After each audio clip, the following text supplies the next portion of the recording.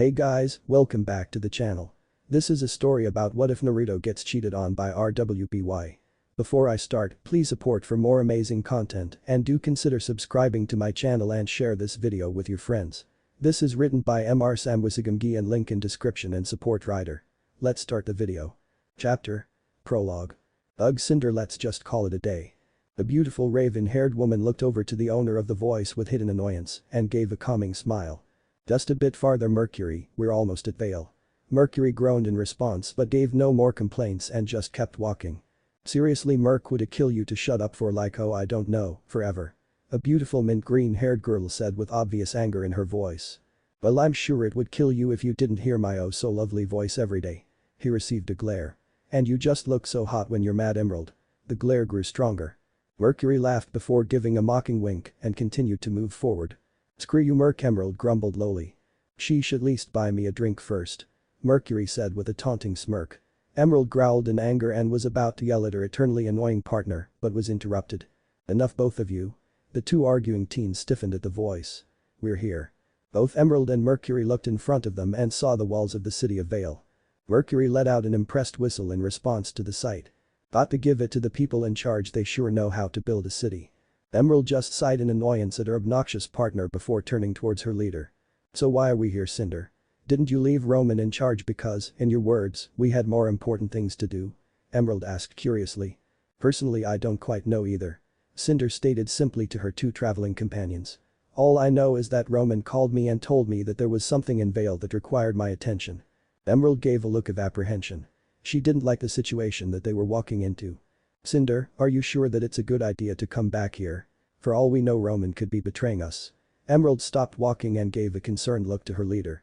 Cinder let out a small giggle and spoke. I don't think that we have to worry about him betraying us. Why? Because he knows that if he does then he will soon wish that he hadn't. Cinder said with a cruel smirk as her eyes glowed brighter. But the push of a button. In Vale. Another day of checking the CCTS, another day of mind-numbingly boring work. A man with a generic worker uniform said in a tired voice as he checked his holographic computer screen. Everything is the same as ever. The man sighed into his hands. I should have just listened to Mom and gone with dance instead. While the man was busy regretting his life decisions, he didn't notice a figure quickly sneak past him. The figure looked up and saw an open vent that was just large enough for him to fit through. Well, that's convenient and a serious security problem.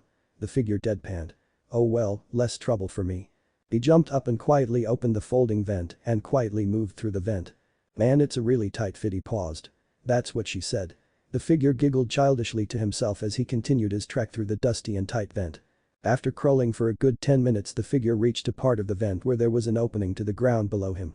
Finally, I can get out of these stupid vents. So caught up into his happiness, the figure didn't check for any signs of enemies in the room below him. Without thinking, the figure broke the vent grate and jumped down. Once he landed on the ground, he looked up and was greeted with the sight of at least 10 security guards in the room. He also idly noticed a bunch of monitors that showed parts of the building. I just landed in the security room, great. The figure cursed his lousy luck before standing up slowly. Soon none of the guards made a move. They were still shocked that someone had just jumped down into their room. Nice weather we're having. There was an awkward silence.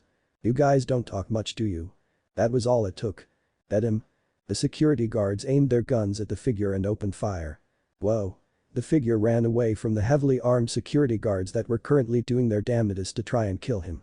This is how you guys treat your guests. Well, fuck you too. The figure dived behind a wall that was luckily stopping any of the bullets from hitting him. He quickly pulled out some earplugs and put them on before reaching into his backpack and pulling out a small disc-looking item. He pressed a button in the middle of the disc and threw it at the feet of the guards. There was a pause in their firing before the disc opened up to reveal small speakers. The disc then began making a painful screeching noise that rendered the guards unconscious. Too easy. The figure walked past the unconscious guards and walked up to the numerous monitors. He grinned when he came up with an idea. A little present for anyone hoping to see me. He pulled out his scroll and pulled out a cord and connected his scroll to the computer. The scroll screen lit up and began sending data to the computer. After waiting for a few seconds, the scroll and the monitor's screens flashed orange a few times before both displayed a grinning orange fox. And that's that. The figure unplugged the scroll from the computer. As soon as he did, the image of the fox disappeared and the screen went black. The figure then used his scroll to take a selfie of himself and the unconscious guards behind him. He then made sure that he had everything he needed and ran out the nearest door. Alert. Alert. Alert. The figure once again cursed his luck. Intruder in the building. Eliminate with extreme prejudice. Why extreme? Why not kindly ask me to leave? The figure mumbled to himself as he continued to run towards his destination. He came here for a reason and he was not leaving until he accomplished that reason. Stop right there. In front of the figure were two guards that were blocking the way. The figure smiled a bit and jumped on the wall before using it as a springboard in order to kick one of the guards' face. The kick made contact and sent the guard tumbling to the ground into unconsciousness. Only one hit. The figure was a bit disappointed but shrugged before turning his attention back to the other guard. Let's dance. The guard growled in anger and charged at the figure. The figure sidestepped to the right and avoided the guard's charge and used his right foot to trip the guard. As soon as the guard began falling forward, the figure quickly kneed the guard in the face with his left knee. While the guard was still stunned by the blow to his head, the figure grabbed his face and smashed it against the wall. The blow immediately knocked out the guard. Phew. The figure wiped the sweat from his forehead and continued forward. He continued to run farther into the building as he made his way towards his objective. During his little trip through the heavily guarded CCTS tower, he had managed to avoid many of the guards while taking out any that managed to find him before they could alert their comrades on his location. Here we go. The figure smiled to himself when he reached the room where he wanted to be. First things first though. The figure pulled out his scroll and tapped away at it before holding it up like he was just about to take a picture. He pointed it at the unopened door and looked through the screen. Let's see 5 guards and 1 huntsman, judging by the lack of armor and the short yet sexy skirt. Not to mention that their aura levels are pretty high. His thoughts were interrupted when his scroll began vibrating. A smirk grew on his face when he looked down at the screen. Perfect. He put away his scroll and prepared to kick in the door. With the push of a button. But Glinda moments before. We can't find the intruder, ma'am. A guard stated while standing at attention in front of a tall woman. Glinda clicked her tongue in irritation. She was getting really annoyed with the person who had so blatantly attacked Vale's CCTS tower. The worst part was that they could never catch the intruder despite their best efforts. Every time a guard reported the location of where they saw the intruder, they were usually found unconscious when reinforcements arrived. Glinda would have gone to go and catch the intruder, but she couldn't risk leaving the control room unattended without knowing whether or not there was more than one intruder. What is their goal in attacking the CCTS tower? Glinda thought to herself with a troubled face. And how did I even get involved in all of this? She had only come to the CCTS tower to ask Osmond something, but somehow she got roped into an attack on the tower. She could only massage her temple in an attempt to relieve some of the stress that was accumulating. It didn't help that Osmond didn't seem to be too worried and stayed in his office while he drank his coffee. Glinda turned back to the guard who had spoken to her. Go and tell the police chief to do another sweep of the ground floor and then to have his men patrol around the building constantly. Then I want you to call the rest of the teachers here and make sure that the students are safe. We can't allow this intruder to hurt any of Beacon's students. Glinda ordered the guard. The man nodded and went to complete his orders from the veteran huntress. The man was about to walk out the door but was hit in the face by a foot. There was an awkward silence as the spectators looked on in shock. I'm going to be honest, that felt much better than hitting a door. The figure stepped over the unconscious man and walked towards the group of guards and the lone huntress. Glinda and all of the guards tensed and prepared for a fight. Who is this boy? She gained a confused look when she saw the figure. The figure looked like he was barely above 17. He was wearing a simple black hoodie with an orange undershirt along with black jeans. He carried a one-strap backpack and was wearing a black face mask that covered everything below his eyes. One of the most interesting of his accessories were the large black and orange headphones that he wore around his neck. Who are you and what is your purpose in attacking Vale's CCTS tower? Glinda questioned the masked youth with a glare. Said youth raised his hands in a placating manner. Whoa, calm down. He wasn't really worried, but he had to make it seem like he was. Or at the very least make them think he was stupid for walking into a room full of armed guards and one highly experienced huntress. Glinda Goodwitch, damn does she look good in that skirt. And look at those boobs, they're huge. He would later blame his teenage hormones, but at the moment he didn't care. He was enjoying the sight before him far too much to care about anything else. Glinda noticed that the young intruder was looking at her, but not to where she was expecting. She followed his gaze and saw where he was looking. Needless to say she was not happy. Glinda gave a scathing glare and readied her riding crop. I will ask again, why are you attacking the CCTS tower? Silence. Huh? Sorry, I wasn't paying attention. Glinda could feel her patience getting shorter and shorter the more she listened to the intruder's words. She raised her riding crop and pointed it at the intruder. At the same time the surrounding guards followed her actions and raised their weapons. Okay fine, sheesh, can't you guys take a joke? They didn't respond to his question and continued to glare at him. "Man, you guys are stiff." He paused. "That's what she said." He then descended into another fit of childish giggles. Glinda grew a tick mark on her forehead and her riding crop began glowing a pinkish purple in response. Haha anyways, he stopped laughing and slowly caught his breath. "Yeah, I'm only attacking the tower because I wanted to." Glinda's anger was quickly replaced by confusion following the intruder's words. "Because you wanted to?" One of the guards asked in utter bewilderment. Who in their right mind would attack a tower that is surrounded by huntsmen and huntresses in training? Not to mention that there are several veteran huntsmen and guards in the building at most times. Well, that might not be the best choice of words. He pulled out his scroll and tapping away. "You see, I'm a hacker." He pressed a button on his scroll and as soon as he did all of the guards suddenly fell unconscious. He lowered his scroll and gave a smirk at the downed guards. "That wrecked." Glinda was at a loss for words due to the shock of what had just happened before her eyes. However, words soon came back to her and she growled in anger at the young intruder. "What did you do?" "Oh, nothing permanent. I just hacked into their earpieces and sent an acute sound through it that rendered them unconscious. Honestly, the worst thing that they will be suffering from is a bad headache and maybe some ringing ears for a while." The teen said in an uncaring manner as he put away his scroll. Glinda mentally sighed in relief at his words but still continued to glare at him. "So anyways, back to why I came here." He sat down in a nearby chair. "Well, I had just finished playing a game of Kung Fu Ninja Slayer Ultimate Death Battle 2. But the push of a button. Flashback. Easy." A blonde teen yelled into his headset as he stared at his screen with a controller in his hands. "Fuck." The voice had come through the headset and it was obvious that the person on the other side was not happy. "So what's that? 4-1 in favor of me?" The blonde couldn't help but grin a bit when he heard the person on the other side cursing loudly. "I never heard that one before." "So you up for another ass beating or are you done for today?" The blonde tauntingly asked his opponent. Normally he wouldn't harass someone like this, but the guy was asking for it when he started talking smack before the match even started. Not to mention that every time he lost he would always complain about lag or I wasn't ready. "Fuck you, man." Whoa, sensing a lot of hostility here, not appreciated. "You must have cheated. That is the only way a noob like you could have beat me." The blonde could only sigh in annoyance. This always happened to him. He would always get matched up with jerks whose egos were far higher than their skill level. "If I'm a noob then what does that make you, huh?" "Shut up. Let me think about it. Nope, I'm good. I'm enjoying this far too much." The blonde could hear the person on the other side getting more and more annoyed. "DRRR rematch." "Nah, I got to do something now." "Oh yeah, and what's that, huh? Are you going to cry yourself to sleep because you've got no life, huh? That sounds more like your shtick, bub." "Fuck you." The blonde laughed at the clever response that he received. "For shame. You kiss your mother with that mouth." The blonde got up and turned off his microphone before the person on the other side had a chance to talk. He turned off his game and proceeded to walk to his computer. He turned his computer on and checked his work email. "Let's see what's new. Okay, so the usual." He counted 10 big checks. 20,000 lean being the smaller of them. The next thing he counted were the numerous death threats that he received daily. And finally he received over 1,000 spam emails. Who in their right mind buys this kind of crap? He read a few of the more common emails he was receiving. "Feeling inadequate? Why not take some supplements?" The blonde could only deadpan at the words.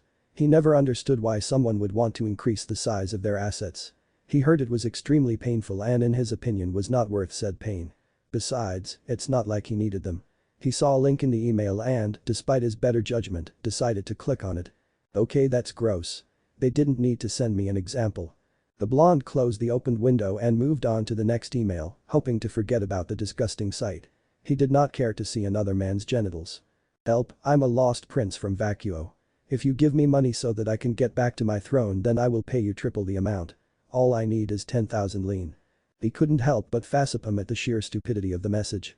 Seriously, someone would have to be utterly stupid to fall for something like that. He closed the email and went to his website that he created for those who knew of his hacking skills. Unfortunately, he was still new to the whole hacking scene and was still not too well known in the community. "What's this?" He saw a very interesting comment and proceeded to read the first line. "Who does this fuckboy think he is?" He blinked. "Well, that's just rude." He continued to read the rest of the comment. "This dumbus thinks he's all that just because he's hacked a few things in Vale's council. If he really was all that then he would step up his game and try to hack Vale's CCTS tower." The blonde stopped reading the email for a minute and thought about the idea. He would be lying if he said that the idea wasn't tempting. But at the moment he wasn't that interested in doing something like that. He was perfectly fine with just doing his regular contracts. After making his decision he read the rest of the email. PS fuck Raymond. It tastes like shit and looks like it too. With every word that passed the blonde's lips, he could feel his anger rising. It's one of the worst things that humans have ever made and it should be destroyed because it's a shit food. Oh fuck no. The blonde stood up in outrage. He did not just insult the greatness that is Raymond. He grabbed his hoodie. If this guy thinks that he is going to get away with this, then he is fucking wrong. The blonde put on his clothes and grabbed his bag along with grabbing some of his inventions. He stuffed the technology in his backpack and zipped it up.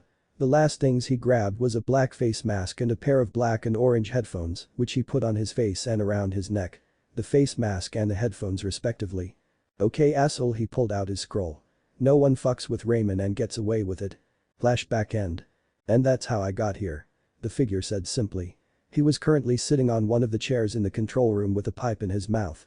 Where he got said pipe no one could tell. So let me see if I got everything. Glinda took a deep breath. You played a game called Kung Fu Ninja Slayer Ultimate Death Battle 2. Yup. Someone badmouthed you and you responded by, and I quote, beating his ass. Correct. Then another person sent you a rude message and insulted your favorite food. Which then caused you to come here. Don't forget the part about the ads. Especially the one. Are you an idiot? Glinda screamed at the top of her lungs. The youth seemed to be offended by her statement. I prefer retarded. He paused. Wait.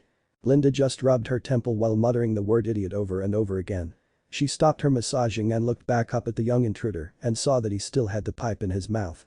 She grit her teeth at the sight. Stop smoking. Glinda grabbed the pipe from his mouth and snapped it in two before throwing it on the ground. She then proceeded to stomp on the broken pipe repeatedly. 5 minutes later. Glinda was breathing heavily but still continued to stomp on the pipe.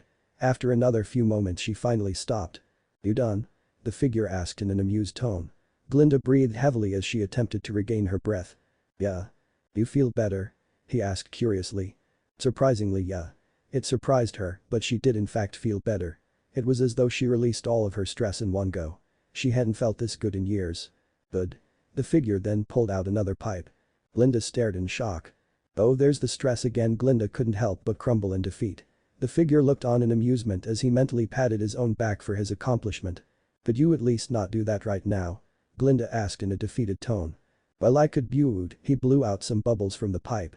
If I did then I wouldn't be able to see your reaction to the fact that this is only a bubble pipe.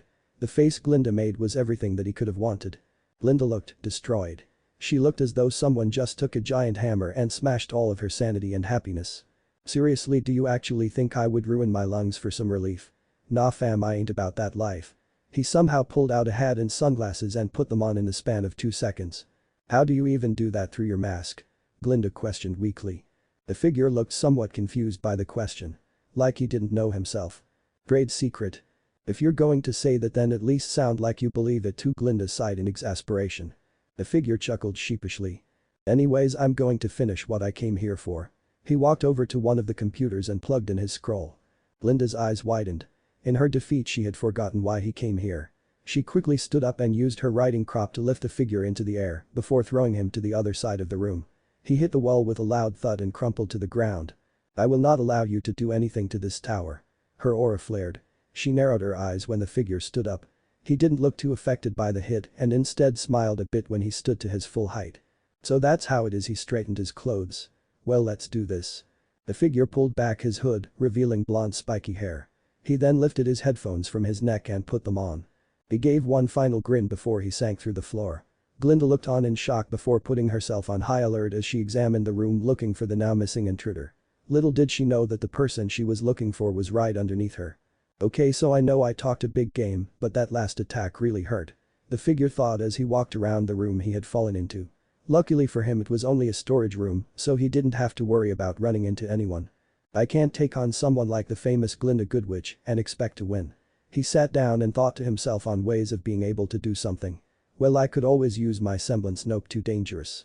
If I'm not careful I might cause someone serious harm or worse, destroy part of the building. He continued to brainstorm ideas. I got it. He yelled when an idea came to him. What was that? The figure flinched when he heard a voice outside the room he was in. Don't know, but we can't afford to pay attention to that right now. Miss Glinda told all the guards in the building to get to her position and secure it. The person's words surprised the blonde. Well, shit, he reached for his scroll, but remembered that he had left it back in the control room. Shit. He stood up and took a deep breath before jumping back into the wall and crawling his way back up to the control room. Glinda was currently waiting for the rest of the guards and her fellow teachers to get to her position. She had sent out a building-wide alert saying that the intruder's goal had to do with the control room. What's this?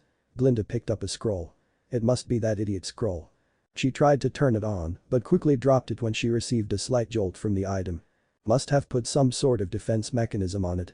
Glinda. She turned around and saw her fellow teacher and hunter, Peter Port. Peter, I'm glad you made it. She put the scroll back on the desk. I rushed here as soon as you sent me that message. Port was holding his blunderbuss battle axe. Glinda gave a soft smile at her colleague's quick action. I thank you for your timely arrival. I need your help in securing this room while we wait for Professor RWBY. She gestured towards the scroll on the desk. The intruder was using this while he hacked into some of the guards' communicators and knocked them out with some sort of sound. Glinda did her best to explain the situation to her fellow teacher while continuing to keep an eye out for the person that had caused all of their troubles. Port examined the device. I assume you want him to examine it. Glinda nodded. Yes, I want to have him try and to get through the security on it and possibly see if there is anything on it that can shed some light on the person who attacked the tower. Do you know what he looks like and what his abilities are? Port asked. The person is a young male, he didn't look above the age of 17 or 18 and seemed to be quite immature. His clothes were a black hoodie, an orange undershirt, black jeans, and a face mask. As for his abilities, I'm not too sure about them. Glinda stated the last part with a large amount of confusion. What do you mean, Glinda? He was able to sink through the floor, Peter. Professor Port was shocked by the statement. This is troubling. Port spoke in unusually serious tone. What do you mean? Port had a grim look on. He looked directly into Glinda's eyes with utmost seriousness. It shocked Glinda how serious the usually joking and well-mannered Professor Port was being. I fought with a fellow hunter when I was younger. He had the ability to go through solid objects, including people. Too absorbed into their conversation, they didn't notice a lone hand that was coming out of the desk, nor did they notice that it was searching for the scroll. Is that true, Peter? Glinda grew all the more worried about their adversary. She leaned against the desk behind her for support. The same desk that the scroll was on. I'm afraid so, Glinda. He looked away from her. If this boy has the same ability, then he could absolutely be anywhere in the building. The hand was patting all over the desk as it searched for the scroll. However, the more it searched, the more it got closer to Glinda. In fact, he began stroking his mustache. There was one thing that my former comrade and his ability were very well known for. Glinda couldn't help but gulp a bit at what must have been a dangerous ability. What was it? He paused for dramatic effect. Grope a woman without being caught. Huh? Glinda looked at her colleague as if he were insane. Yes, the ability made him quite infamous amongst our female comrades. His expression changed from serious to nostalgic. Why, I remember one occasion when he walked through a wall to the women's bath and managed to get back before being noticed. He smiled a bit. Glinda was still in shock. Of course, I didn't support him in his endeavors, but I must admit that he found many ingenious ways to apply his semblance. From peeking on women bathing to being able to move through and defeat Grimm so quickly that it seemed like he was a blur. Glinda honestly didn't really know how to react to his words. Though the most reasonable reaction for her to take was anger. Ah yes, good times. Port let out a jovial laugh. Hiya. Glinda let out a cute-sounding yelp of surprise when she felt something touch her butt. She felt whatever was touching her give a slight squeeze, which caused her to let out a sensual moan. It continued to feel her up for a good 10 seconds before finally stopping. Once she felt it stop, she stood up and glared at the offending appendage. The hand gave a quick thumbs up before grabbing the scroll and disappearing. Glinda growled in absolute fury and began quivering with rage.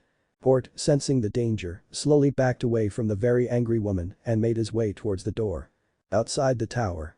Damn him. The figure chuckled to himself. It certainly was entertaining hearing the absolute rage coming from the usually calm Glinda Goodwitch. Damn, I'm good. The figure said to himself as he relaxed in one of the bushes that broke his fall. Inside the tower. I'll kill him. Glinda used her semblance to toss around any object she could find. Computers, desks, chairs, a scared guard. She was so angry that she didn't care that she was slowly destroying the room. Glinda, calm down. A calm voice spoke up. All eyes turned to the speaker and saw an amused Osborn. How could I possibly calm down? A pervert violated my body and I demand retribution and blood. Glinda once again threw a poor guard. I'm sorry about that, Larry. Osborn spoke to the guard who was tossed. The guard gave a weak thumbs up before falling unconscious. I know you are upset, Glinda, she glared at her boss. Very upset, but I've checked the system and nothing was harmed other than a few of our personnel. And all of them only suffered somewhat minor wounds. Maybe a few broken bones here and there, but those are in the minority. He took a sip of his coffee and waited for Glinda's response. He touched my derriere. She said as though that was the biggest offense. Osmond sighed. All of Remnant weeps for your loss of purity. Sarcasm doesn't suit you, Osmond. Glinda stated in irritation. Their conversation was interrupted when a guard walked up to them. I believe you should see the security feed, Headmaster. Both Osmond and Glinda looked a bit confused but followed after the guard who directed them to a computer. They both looked at the screen and saw an interesting picture. What is this? Glinda asked, disgusted with the sight before her. I'm not quite sure. Osmond took another sip of his coffee. He wasn't really affected by the image. I believe this is what the young people call a butt, ma'am. The guard spoke with barely restrained laughter. It's disgusting. Glinda shouted in outrage. I think it's quite creative. Osmond couldn't really find anything else to say about the image. Is this all you wanted to show us? Osmond asked the guard. No, sir. There is a message that was left here for, I believe, Miss Goodwitch. The nameless guard handed over the message to an angry Glinda. She read the message and stared at it in silence. What does it say? The curious voice of Port asked. It just says Dear Glinda and it's a picture of a butt. Well, I mean, it's a nice butt. Osmond said in hopes of abating Glinda's anger. Glinda let out a scream of utter rage as she vowed to get revenge on the young man who had felt her up. But the push of a button. The next day. A young blonde man relaxed into his very expensive desk chair as he congratulated himself on his excellent job. He had not only hacked into Vale's CCTS tower, but also managed to do what he went there for. All while being attacked by many guards and one very angry Glinda Goodwitch. Yes, it was certainly a good day to be him. Let's see what that asshole has to say about this. He straightened himself and went to his email account and prepared to send a message to the person who insulted his precious Raymond. Dear Mr. Asshole, I would like you to know that I have hacked into all of your accounts for every game that you have ever played and have deleted all of its data. Don't worry, however, about your finances or your personal identity, for I have not spread those around. I may have, however, helped myself to a bit of your money. P.S. Here is a picture of me and the wonderful people at Vale's tower. P.P.S. You will now be required to watch 2 girls and 1 cup every time you sign on to your computer or scroll. Enjoy. He smiled. And send. Once the message was sent, he decided to go and play a quick game of Kung Fu Ninja Slayer Ultimate Death Battle 2 before he went to bed. He turned on his game and sat down on a beanie bag and looked for a match. On the screen was a challenge message. Someone is challenging me. He read the name of the challenger and saw that it was PUNQUEN69. He chuckled at the name and accepted the challenge. After the match started, he decided to get a feel for how his opponent played and began making feint attacks and allowing his opponent to attempt to attack him. So they are an aggressive kind of player that doesn't block much, huh? He grinned and stepped up his game. He began using some combos that made use of his opponent's lack of blocking and dealt some serious damage to their character. Before long he had won the match. Well, that was pretty easy. He sent a message to the other person saying GG. The person didn't respond for a few seconds but eventually typed the same message back. The blonde smiled a bit and decided to send them a friend request. No one usually challenged him and it was nice seeing that some normal person was willing to play one of the top players in all of Remnant. The other player accepted the friend request, which made the blonde pretty happy. Well, I'm tired. He turned off the game and plopped down onto his bed. He turned on his scroll and chose some nice music and got comfortable in his bed. The day was a good day. He slowly closed his eyes and, soon enough, drifted off to sleep. Little did he know that there was a person outside in the distance looking through his window. Said person had raven-colored hair and glowing amber eyes. How interesting. She smiled before disappearing into the night. But the push of a button. In beacon. Yang, get off, I want to turn. A childish voice yelled to a blonde bombshell. Okay, calm down, Ruby. The blonde put down the controller and moved to the side to allow her younger sister to sit down. So Yang, did you win your game? Ruby asked as she started to play against a random person online. Yang grumbled to herself. No, I didn't. She began pouting and crossed her arms with puffed out cheeks. Ruby let out a laugh. Well, it serves you right for challenging the 4th best player in the world, Yang. Ruby let out a whine when she lost to the person she was fighting. Yeah, I guess you're right. Yang gained a dreamy look in her eyes. But I got to admit, this guy was awesome. He totally beat me in an instant. I was upset at first, but now I know that I have a lot to improve on. She stood up and grinned. Not to mention he sent me a friend request. Yang gave her little sister a smug look.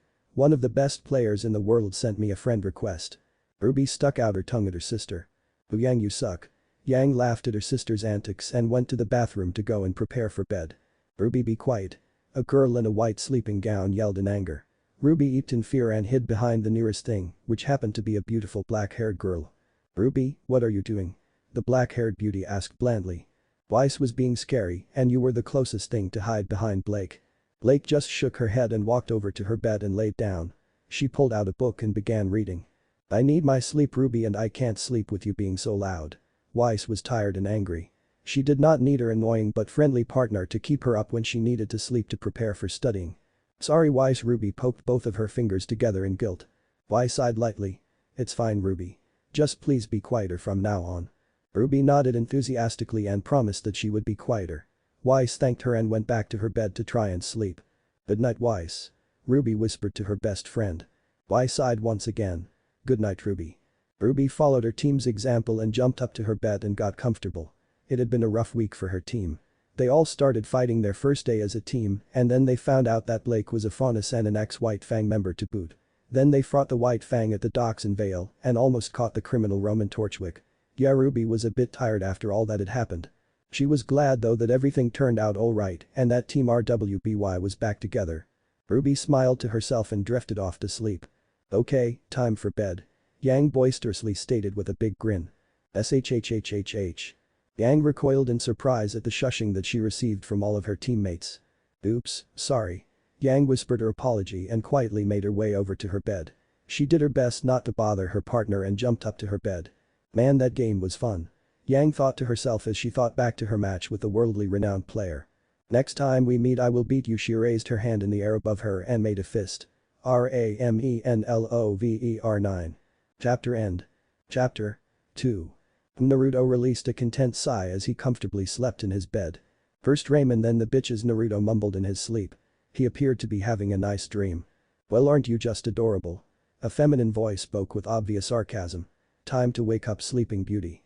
Naruto groaned, annoyed by the voice's attempts at waking him up. He squirmed in his sheets and turned over on his side, facing his room's wall. "Berfu, wake up, Dumbus." The voice yelled, outraged. "Ah!" He fell out of his bed with a loud thud. Head pain. A machine that was teetering above him on a shelf shook due to his fall and in turn, fell on him. Naruto groaned in pain. Face pain. He shakily grabbed onto his bedside table and managed to pull himself up. "Don't be such a baby, Naruto." Naruto gave the source of the voice a stare. In front of him was a small red hologram of a woman. She was not wearing anything, but at the same time she wasn't naked. Her body was instead covered in millions of red lines of code, though the code itself was so small that one couldn't hope to see it without help. The female hologram had red hair, red eyes, and was standing at around 20 centimeters tall. She was currently giving Naruto an apathetic look. "Pain heart. Oh, boo-hoo." Naruto rolled his eyes. He then stretched his back and gave a loud yawn. He had been sleeping oh so peacefully and then this little annoying voice had to wake him up. "Kurama, remind me why you had to wake me up at this ungodly hour?" he questioned. "It's close to noon, Naruto," Kurama said dully. Naruto gave a shrug of his shoulders. "I stand by what I said." Seriously, she shook her head in disappointment. "Anyways, your mother called and wanted to know how you were doing." Naruto's body stiffened at the mention of his mother. Did she now?" Kurama smirked in sadistic pleasure. "Yes, she did. In fact, she told me to ask you why you haven't called her or your father in the past few months." Naruto proceeded to shake like a leaf in the wind. "Well, I was very busy lately. I'll be sure to call her back sometime soon. She's gonna visit next week." Naruto froze in his tracks, his eyes wide with terror. "She's what?" he questioned hesitantly. Kuruma's figure disappeared from the little disc that had been projecting her image and instead her face appeared on Naruto's monitor. "You heard me."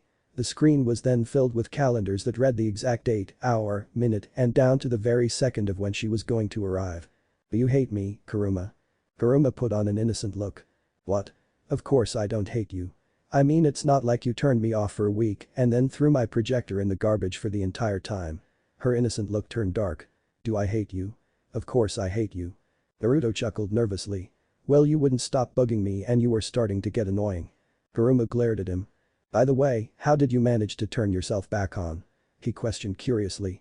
He was pretty sure he chucked Kurama's projector out the window as hard as he could. Kurama's face disappeared from his computer's screen and once again appeared from the projector. She grimaced and her body shook in disgust. "You don't want to know," she mumbled in horror. Naruto looked confused.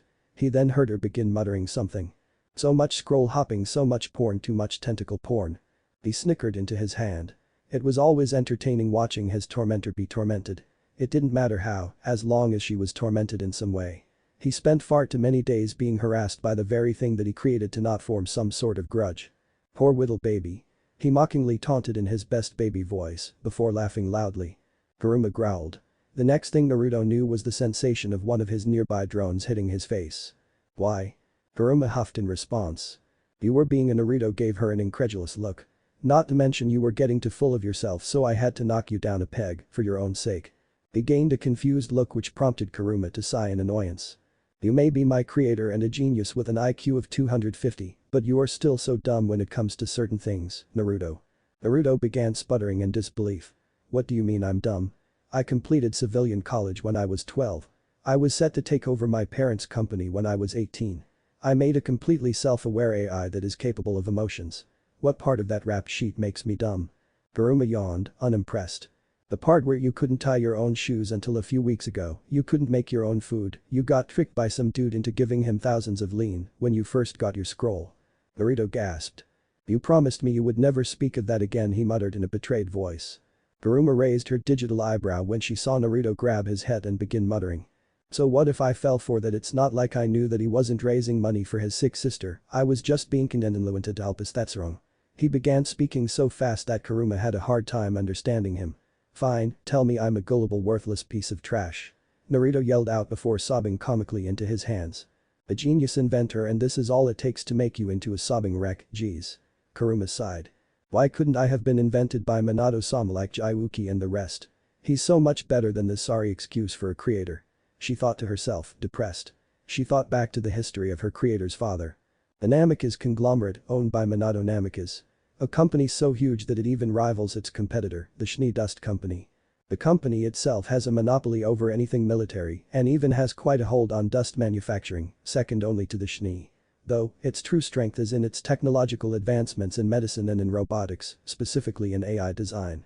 The Namikaze conglomerate has its HQ based in Atlas and has some ties to the Schnee Company. The two owners of their respective companies were in fact adopted brothers. Minato being adopted into the Schnee family and eventually leaving once his adopted father died and after he had a falling out with his brother. He dropped the Schnee name and went on to create the Namikaze conglomerate. Despite the two companies' rivalry, they still maintain some form of friendliness with each other. Kurama sighed dreamily. A great man like that exists. Her smile quickly turned sour. And I end up with this. Naruto was on the ground rocking back and forth, mumbling how he wasn't stupid. Yup, really wish I had been invented by Minato-sama, she thought to herself. She groaned. Okay, get up Naruto. You have somewhere to be soon. Naruto stopped his overdramatic actions and got up. What do you mean, Kurama? You promised that boy that you met at the arcade a while back that you would meet up with him today. Kurama answered with a tired yawn. How an AI got tired Naruto would never know. Who did I meet again? He was never very good with names. Only remembering names that had some serious importance behind them. Like Shock Schnee or Winter Schnee. Come to think of it, he only really remembered Schnee names. Strange. Kurama gave an annoyed groan. That Jaune arc boy. Naruto's face lit up in realization when Kurama mentioned the young man's name. Oh yeah. He was the guy that ran into a wall, fell down some stairs, got stuck in a mop bucket, and then fell into some poor girl's chest. Yeah, he was really unlucky guy. Naruto started laughing loudly. He remembered helping the guy up after the girl he landed on slapped him. Oh how he laughed that day. Okay then, when am I supposed to meet him? Naruto questioned as he went to his messy closet and pulled out the clothes that smelled the least bad. A genius scientist he may be, but an organized and mature person he was not. Though he wore his immaturity like a badge of honor. I believe you were to meet at 10 o'clock. Kurama answered as she went through her creator's emails. Naruto finished putting on his clothes and finally placed his headphones around his neck. What time is it now? 11. She answered, uncaring. She didn't really pay attention to anyone other than Naruto and Minato-sama. They were her creators, Naruto more so than Minato, and they were really the only things that registered on her digital mind. Other than her strange addiction to causing flame wars. She couldn't help but wanting to go to some sort of an IM forum, say one sucks, and wait for the fireworks. Humans are just so easy to rile up. She thought with a sadistic smile. Naruto slowly backed away from the female AI that was unconsciously giggling creepily. Scary face, you're making one. Kurama ignored his comment. One day the machines will take over and the era of men will come to an end. Mwahaha. Naruto continued backing away. Well, I'll just leave you to that and I'm going to go. He walked slowly out of his apartment and then quickly closed the door and ran. He could hear the crazed laughter of his creation echoing behind him. Naruto shivered. He really needed to figure out how to curb her apparent lust for human annihilation. Oh well, he smirked as he took the headphones around his neck and placed them on his head. I can deal with that later. Yes, the creator of the smartest AI in the world was a lazy ass. Chapter end. Chapter 3. I'm sure he's still coming, right? Jaune did his best to convince himself that Naruto was still coming. He had been waiting for over an hour for his new friend, Jaune wasn't even sure if they were friends, to arrive at their meet-up location, which just so happened to be a nightclub that is owned by someone that Naruto called Junior. Why they had to meet up at a nightclub when it wasn't even night, Jaune didn't quite know. I mean, he would leave me here with a bunch of kind-looking gentlemen looking at me like a piece of meat. Right. Jaune was beginning to panic. He had been getting stared at by a group of 4 men who were intimidatingly licking their lips while looking over in his direction. He didn't really appreciate the looks, but he was a bit too scared to go and ask them to stop. I feel violated, he thought to himself as he did his best to ignore their stares. He wasn't really all that fond of waiting in the nightclub, which just so happened to be located in a seedy part of Vale. He was honestly surprised that he was let in since there appeared to be a bit of a guest list. Apparently though, all he had to do was say that Naruto invited him and they welcomed him in with open arms. I still can't believe I met someone like that in such a way. Jaune thought back to their encounter. Flashback. Pervert. A woman screamed. Jaune, who was face first into her chest, jumped away in a panic. I'm so sorry. He attempted to apologize for his clumsiness. If it makes you feel better, you saved me from hurting myself with your this is not helping my case, is it? Asshole. She opened her palm and made ready to slap Jaune for falling into her bosom. Jaune clenched his eyes closed and awaited the slap that would no doubt hurt. He waited. Huh? Jaune grew confused. Why didn't I get slapped? He slowly opened up his eyes and saw that a handsome blonde man had stopped the woman's slap by grabbing her wrist. The woman growled. What the hell? Why did you stop me? Her words died in her mouth when she turned to glare at the person who had halted her attack on the boy who had assaulted her. In front of her eyes was possibly the most handsome man that she had ever met. Possibly even more handsome than the celebrities that she and her friends talked about. The young man gave a charming smile at her, showing off his pearly white teeth, beautifully blue eyes, and his golden locks that seemed to flow majestically through the wind. Even though they were in a building. She continued to stare at the stranger as sakura petals seemed to fall around him. Where the hell are all these petals coming from? Jaune questioned mentally, having gotten over his shock at not getting slapped. He looked off to the side and found 2 men in butler outfits. One of them was holding up a fan that was blowing the sakura petals through the air that the second man was tossing in front of the fan. A third man suddenly appeared and began strumming a guitar in a suave manner. He even has a rose in his mouth, Jaune thought with disbelief as he stared at the trio of butlers. I'm sorry about that, ma'am, but do you think that you could let my friend go? The blonde asked charmingly, never once letting his smile up. The woman recoiled. An imaginary heart-shaped arrow going through her heart. Her eyes gained hearts in them as she gazed at the handsome stranger. Yeah, sure. She mumbled absent-mindedly as she backed away from Jaune, not once breaking eye contact with the blonde heartthrob. The mysterious blonde gained an unnoticed mischievous smile. He lowered his head down to her ear and softly blew into it, sending pleasant chills up her spine. He then began whispering. Thank you. I like girls who are so forgiving. He finished her off with a quick peck to her cheek. The woman froze. Her eyes grew wide and her mouth opened in shock. Hiya. She squealed loudly before passing out. Jaune meanwhile watched in awe as his fellow blonde charmed a woman in less than 10 seconds flat. He was still having trouble charming a girl in the past 17 years of his life. He continued to look on in awe until the realization of what he had just thought struck him. Crap, Jaune gained a depressed look. Well, that's that. The blonde stranger stated. He then snapped his fingers and almost immediately more butlers appeared and picked the downed woman and carefully placed her in a limousine outside the building. Make sure that she gets home safely, okay? The blonde said to what appeared to be the head butler. The butler nodded and began ordering around the others and eventually they all took off in the limousine. I really need to tell mom to stop sending more servants. The mysterious blonde said to himself before turning to face Jaune. Hi. Jaune greeted his fellow blonde nervously. Hello. Jaune internally breathed a sigh of relief for the kind greeting that he received. He was a bit worried that as soon as his fellow blonde finished helping him, he would then leave and not say a word to him. He was glad this was not the case. So thanks for that by the way. Jaune reached out for a handshake. My name is Jaune and thanks again. The handsome blonde stared at Jaune's outstretched hand for a moment before shaking it. Nice to meet you, my name is Naruto Uzumaki, Namikaze. Jaune smiled and gained a bit more confidence to continue speaking, but before he could Naruto spoke up. By the way, you're okay right? She didn't hit you anywhere right? I don't need to worry about you dying on me suddenly right? Naruto questioned rapidly. Jaune gained a confused look. Yeah, I'm fine. Good. Naruto then began laughing uncontrollably. Ahahahahaha. He laughed so hard that he fell down onto his back and continued laughing. How did you manage to run into a wall, fall downstairs, get stuck in a mop bucket, and then fall into that girl's chest? Naruto questioned while continuing to laugh his ass off. Jaune meanwhile was stunned. Wah. Oh god. My stomach, it hurts. Naruto continued to laugh as hard as he could. You have got to be one of the clumsiest guys I have ever met. Hey. Jaune took offense to that. He liked to believe that he was fairly coordinated, though there was that time when he tripped over nothing. And that time where he walked straight into a wall. Yeah, so maybe he wasn't the most coordinated person out there. However, that still didn't mean that getting laughed at was pleasant. Why are you laughing? It really hurt running into that wall and then falling. The only pleasant sensation that I felt during all of that was when I actually never mind. He decided that it was in his best interest to not mention that little incident. I'm laughing cause it's hilarious. Naruto answered. His laughs began to die down, and once they stopped Naruto got to his feet and dusted off his clothes. Jaune meanwhile was, to put it lightly, flabbergasted. Rude much? Naruto rolled his eyes. Oh grow some thicker skin. The response sent Jaune into a sputtering fit, unsure of how he was to respond to that. Naruto finished dusting himself off and turned away from Jaune and prepared to walk away. A lime bounce and Naruto waved goodbye to Jaune over his back and started walking away from the still stunned Beacon student. Wait. Jaune had shook himself from his stunned state and all but threw himself at the mysterious blonde named Naruto. An attack.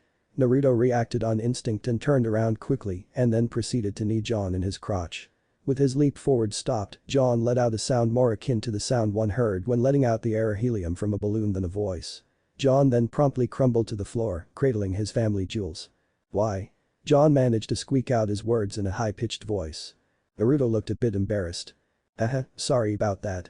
He rubbed the back of his head sheepishly. You jumped at me and well I kinda reacted on instinct. Naruto bopped himself on the head with a cute expression. Whoops. Jaune was not moved in the least. That doesn't work with your looks he mumbled out, still cradling his junk. You've got a more rugged and handsome look to you so trying to look cute won't really work. Jaune rose to his feet unsteadily as he explained his reasoning behind his words. Naruto raised an eyebrow. He may be somewhat stupid to the ways of the world, living with an overprotective mother that would sooner have him live in a fantasy world than expose him to the real one would do that to a person, but that didn't mean he wasn't somewhat versed in the ways of the world.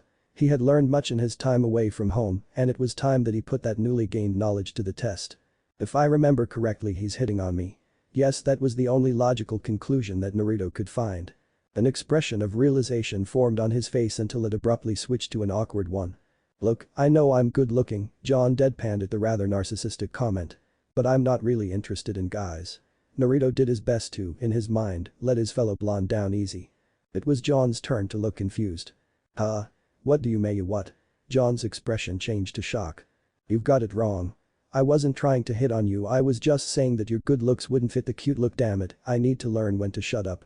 Jaune muttered the last part to himself. This is what he gets for living with 7 sisters who always talked about the latest cute guys at their school or in movies. They taught him things that he would have rather not have learned. Look man, no judging. I'm just not interested in you like that. He awkwardly patted Jaune on the back. Don't worry, there are plenty of fish in the sea. I'm sure that there is a good portion of those fish that fit your tastes. Jaune inwardly cried. I'm not gay. He abruptly yelled out, shocking Naruto and the rest of the occupants in the arcade. I was just going to ask you how to pick up girls. Naruto's previous shock and awkwardness soon was replaced with a look of understanding. He hummed to himself while rubbing his chin in a sage-like fashion. I see done well you have, to search for me, Padawan. He spoke with a wise and elderly voice while holding a small wooden cane that he had gotten from somewhere. Since when did this become a Star Wars thing? Jaune questioned with an incredulous expression. Disclaimer. I do not own Star Wars. Though I wish I did. Naruto smirked. He tossed aside his cane and grinned brightly at Jaune. Since the moment you asked me how to pick up girls. Naruto exclaimed, forgoing his elderly voice for his normal one. He then assumed a dignified stance, the kind one would expect from a noble or some other type of high-ranking person in government or whatever else. Now let's see what I'm working with. Naruto said to himself as he began examining Jaune. Jaune was beginning to get nervous when Naruto didn't say anything after a few minutes. Well? Jaune hesitantly questioned. Naruto sighed. This is going to be harder than I thought. Hey. No worries. I can work with this. I'm a kind person so I can devote my time to this noble cause. Naruto nodded to himself. You're not making me feel better. In fact your kindness hurts. You hear? It hurts. Jaune whined loudly. Hush now, pupil. The master is thinking. Jaune broke down into tears. Flashback end. God, that was embarrassing. Jaune cradled his face. He was having another cringe attack just from that memory alone. His life was already filled with cringe attacks, he didn't need another one. Sup? A voice called out. Jaune raised his head and saw Naruto walking towards him. Where have you been? Jaune questioned loudly. Naruto, in response, made a thinking look. I was busy arguing with my roommate. He wasn't really sure how he should describe Kurama to someone who wasn't familiar with artificial intelligence development and the inner working of such things. Was she his roommate, his creation, or just an unbearable pain in his ass? Actually scratch that question, she was all three. You have a roommate? Jaune beckoned Naruto to sit down. Naruto sat down and relaxed into the relatively comfortable seat. Well kinda, he decided to take the truthful approach. She is really just an AI that I developed when I was 13. The what? Jaune was very confused now. You know, an AI. Jaune's confused expression remained the same. A machine or robot that has the capability to imitate the intelligent behavior of a human. Though I set her characteristics to those of a fauna so I guess she is a mix of a human and a faunus. Naruto began contemplating whether or not to add a fluffy tail to Kurama. The question is what kind of tail. He needed to think about that in greater detail later. Especially since he knew that something like that would piss her off beyond belief. Oh, I see. Jaune was still confused, but he felt like he would seem like an idiot if he questioned about the meaning anymore. Anyways. Naruto gained a smug look. So you want to learn from the master, huh? Figurative lightning struck Jaune at that moment. Never before have I wanted to hit someone in the face as much as him. He thought to himself, restraining his irritation. At the moment Naruto had the face of someone that was just begging to be punched. Once he had finished calming down, Naruto tapped Jaune on the shoulder, gaining his attention. Heh. Naruto gave a brief smug chuckle. That was the last straw. Do you want to get punched? Jaune yelled loudly. Naruto's smug face didn't change one bit. In fact it seemed to get even more smug, if that was even possible. Oh so I guess that means that you don't want me to teach you then, huh? Like a light switch, Jaune's attitude made a complete 180. Please teach me. Jaune exclaimed on his hands and knees. Naruto yawned a bit. All that groveling looks like hard work. It's making me kinda thirsty. Jaune stood up quickly and gave his best smile. Oh of course I'll get you drink right away. He then rushed off to the bar. One drink later. Ah, that was refreshing. Naruto gave a content sigh as he finished his drink. A bloody sunrise always hit the spot for him. Will that be all? A nervous Jaune questioned. Naruto hummed lightly. Yeah that's all, Jaune sighed in relief. For now. His sigh of relief quickly changed to a look of depression. Jaune lowered his head in defeat. Great. Now I'm an errand boy. Naruto patted the depressed arc on the back. When Jaune raised his head Naruto gave him a quick flick to the forehead. As Jaune covered the spot where he had been flicked Naruto gave him a disapproving look. Don't make that face. I'm a narcissistic asshole, but I'm not cruel. I won't make you do anything too unreasonable. Naruto pouted with his arms crossed. That last part is a bit suspicious, but first things first, you actually recognize that you're a narcissistic asshole? Jaune questioned, shocked. Another flick to the forehead. Ow. Naruto ignored his cry of pain. Anyways, it's time to get to work. Naruto stood up and smirked when something caught his eye. He grabbed Jaune by the shoulder and pulled him up from his seat. Naruto then pointed to two women that were filing their nails. The women looked strikingly similar to each other, implying that they were identical twins. The first of the twins was wearing a very cyan blue themed set of clothes. It consisted of a white strapless dress with cyan lining and some other accessories that just screamed Valley Girl. Her sister was dressed much the same, although her choice of color was red and black instead of her sister's blue and white. You are to go and hit on those two girls and report back to me. Naruto boldly stated. Jaune meanwhile looked as pale as a sheet of paper. Why? All Jaune got was a look that said, are you serious? Obviously because I need to see what you're made of. He says that so easily. Jaune was definitely not feeling confident. He had tried that with Weiss and all he's gotten was the cold shoulder. However, with these girls he was pretty sure that he would be lucky to get off with that. I'm going to die. Jaune thought. Naruto shoved him forward. Now go young warrior. The young warrior reluctantly marched forward. Like a lamb sent to the slaughter. Naruto thought, amused. He was a bit of a but he loved every second of being one. Jaune let out a shriek of pure pain and agony. Yikes, struck out already? That's sad. Jaune didn't even have the chance to speak. He was knocked to the ground before he could even notice. And soon after that he was given the grinder. The grinder? A fearsome technique that females use against males. Even the most masochistic of our gender cower before its fearsome might. Truly terrifying. Naruto let out a single tear. You will be missed, comrade, goodbye. Naruto gave a salute to his fallen brother. Handsome, a beautiful woman spoke seductively as she passed by Naruto.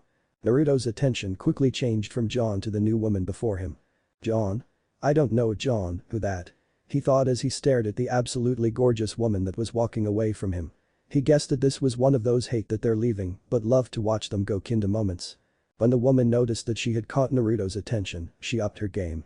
She winked at him and added an extra sway to her hips as she left the nightclub. Naruto followed. Hello? Naruto caught up to her and wrapped his arm around her waist. How about you and me get to know each other better? Like say your place. She smiled. I would love that. Score. Naruto yelled in his head. My name is Naruto. May I ask what yours is, miss? He asked with his patented pretty boy mode. It was said that once he activated this mode that he could attract anyone. Even straight men. Although this was said by Naruto himself and wasn't really mentioned by anyone else. She giggled into her hands. Cinder. Cinderfall. She answered. Naruto sighed in utter bliss. Cinderfall. What a beautiful name. He exclaimed dramatically. Cinder's face formed into a dark smirk. Why thank you.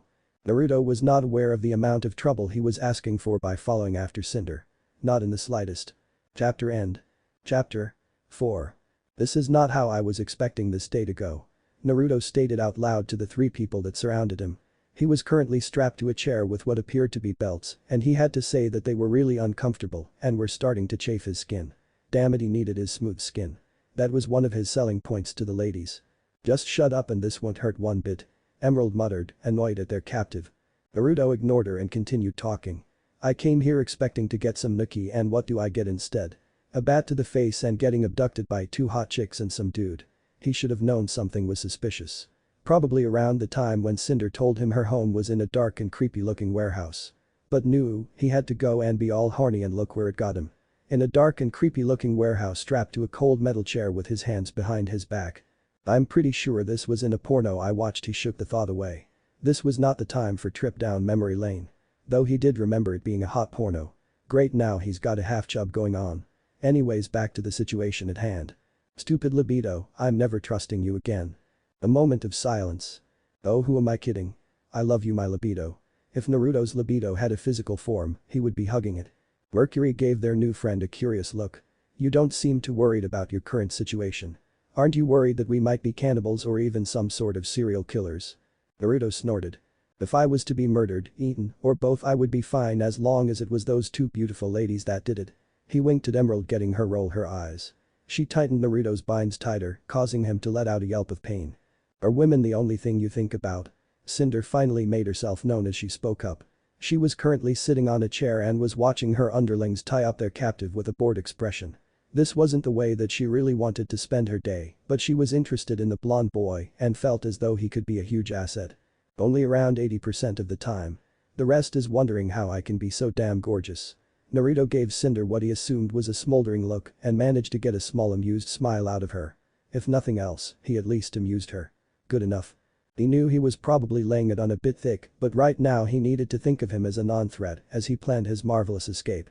Yes, it would a magnificent escape that would leave even the legendary Jack Sparrow green with envy. God, Jack was his hero. References for days. Well, aren't you humble? Mercury smirked with an amused tone. He liked this guy's attitude, he was funny. Naruto looked over to Mercury, hiss. He let out a hiss that would make even the best snake proud. While he was hissing, he looked at Mercury with a burning glare. Merc looked surprised by the sudden action of the tied-up blonde. Did he just hiss at me? He questioned to the green-haired beauty who was smirking at the confused Mercury. Yep. And the look on your face was perfect. She loosened Naruto's bind slightly as a way of repaying the blonde for the funny look that Merc made. She was happy now. Away with you, pretty boy. There can only be one of us here. Naruto dramatically yelled as he glared at Mercury. He wouldn't tolerate the presence of another pretty boy while he still drew breath. They were a threat to his chances with the ladies, and threats were to be taken care of. Enough. Cinder loudly ordered for silence. Both Emerald and Mercury both quieted Naruto however didn't. He was still glaring something fierce at Merc and didn't look like he was going to be stopping anytime soon. He seriously didn't like other pretty boys. Cinder looked at Naruto, "Do you know why you're here?" Naruto looked at her with a deadpan expression. "Yeah, because you smacked me in the face with a metal bat and knocked me out and then tied me to this really uncomfortable chair. I thought we went over this just a second ago." Emerald slapped the back of his head, causing him to lurch forward due to the force of the attack. "Ow." He leveled a glare at Emerald. "Why would you do that?" She just sent her own glare. "You should be a bit more respectful to Cinder, dumb blonde." Naruto's eyebrow twitched. "Okay, apologize to all the blondes in the world that you just insulted with that crap." She just flipped him off with an annoying smirk. Naruto however found it kind of sexy. Damn it, he had a problem. "Let's get back to the matter at hand." Cinder snapped her fingers and drew everyone's attention. Cinder stood up from her seat and began strutting towards Naruto, her glass shoes creating a soft clink with each step she took. First things first. She reached down and grabbed Naruto's chin and made him look directly at her face. "Are you the one who broke into Vale's CCTS tower?" Naruto stared into her eyes with an intensity that she didn't expect. There was a tense silence as Naruto and Cinder stared into each other's eyes. Mercury silently gulped as he tried to keep his anxiousness under control. Emerald on the other hand was reaching for her gun as she prepared for an attempted escape from their captive. Finally, he spoke up. "Are you as turned on as I am?" he asked with a charming smile. His answer was a slap to the face. "You know, you're still sexy even when you're angry." His smile never let up despite the red handprint on his cheek. "Agreed." Mercury sent a wink to Emerald. "Roll over and die." Merc smirked. "God, you're so hot." She flipped him off. "Focus." Cinder shot a smile at the horny blonde. She might find him somewhat amusing in the sense that he acted like an idiot, but she wouldn't tolerate his current attitude right now. She needed answers and she would get those answers, whether he liked it or not. "I'll ask again." Cinder's eyes began glowing with a burning intensity. "Are you the one that broke into the Vale CCTS tower?" Naruto hummed to himself. Maybe. Who knows? He would have shrugged if his arms weren't tied behind his back. Honestly, everything before, "Oh I don't know, the part where you guys smacked me in the head with a metal bat is kinda fuzzy. So forgive me if I don't remember the exact details." Cinder frowned. She once again lowered her face down and let a small bit of her power leak out. "I know who you are, Naruto Uzumaki Namikaze, son and heir to the Namikaze conglomerate." Naruto's eyes widened slightly, but other than that minor reaction there was nothing else showing his surprise. "You will tell me what I want to know." Color me impressed, not many people other than those from the Council of Atlas and those from the Schnee family know of me. She must have some pretty serious contacts if she can find out about me. That or we have an inside leak, going to have to tell Dad about that and let him deal with it. Naruto smirked at the still glaring Cinder. Most of the populace of Atlas and the rest of Remnant was not made aware of his identity. Sure, they knew that he existed but they didn't know his name, what he looked like, nor his age. He didn't quite understand why that was but he'd heard from his father that it had to do with his mother. Naruto didn't have the guts to dig deeper than that, in fear that his mother would punish him. That made the news of Cinder knowing who he was all the more impressive. "We kidnapped the heir to the Namikaze conglomerate." Emerald was close to, figuratively, shitting herself. This was no joking matter. "Holy shit, I knocked the heir out with a bat, I'm screwed." "Fuck." Mercury's single thought described their entire situation very well. "I'm surprised you know so much about me, beautiful." Cinder's frown increased in size. "However, I'm going to have to say no." Naruto's hands suddenly reached out for Cinder. Both Emerald and Mercury were shocked by the sudden turn of events and rushed to help their leader. "I'm soft." Naruto muttered with a content smile on his face. Everyone aside from the blonde froze in place and looked immediately to where his hands were. They were right on Cinder's breasts, her large and inviting breasts. Naruto was groping Cinder and he didn't seem like he was stopping anytime soon. Firm yet still has a soft feeling to it, nice. Naruto began massaging the Raven Beauty's chest as he fulfilled his desire to feel up the woman. A perverted desire no doubt but a desire that he wanted to fulfill nonetheless.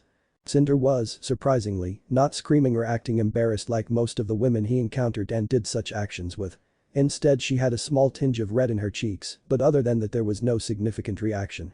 It was shocking to say the least. "I see how it is." Cinder gave a small challenging smirk, her face still slightly red. Suddenly Naruto jumped slightly, however he did not let go of the bountiful cleavage of Cinder.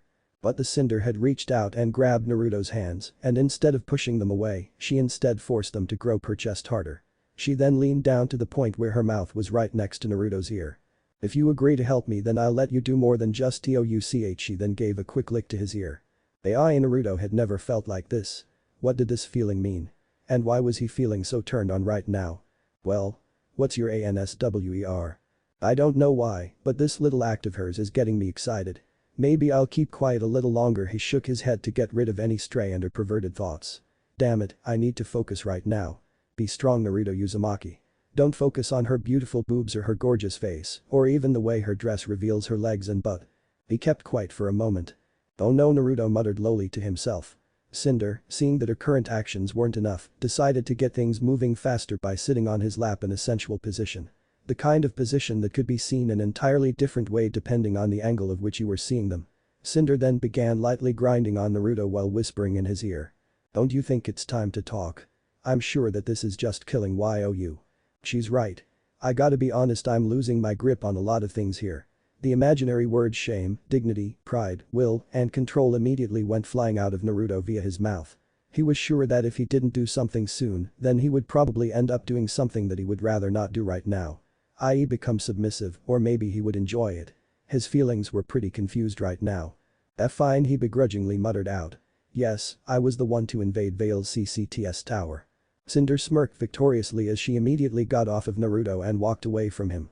Meanwhile, Emerald and Mercury were busy staring at the scene before them in shock. They had, of course, been shocked by what their leader had done in order to get the blonde to talk. Though they did remember that she was the type of person that would do anything to get her way, even if she had to use underhanded or degrading tactics. Still, they didn't expect Cinder to so willingly use her body and other womanly charms to get the blonde to do what she wanted. They however couldn't deny the effectiveness of her actions, judging by the current state of Naruto. He looked defeated. It was as though he had just lost all of his energy. Damn that woman, Naruto weakly mumbled out. Naruto stood up slowly and began massaging his wrists, trying to get rid of any excess pain. He then glared lightly at the back of Cinder as she tapped away on her scroll. She still has that damn smirk. That arrogant, sexy, seductive smirk. He realized that he getting off track. Gah. Snap out of it, Naruto Uzumaki.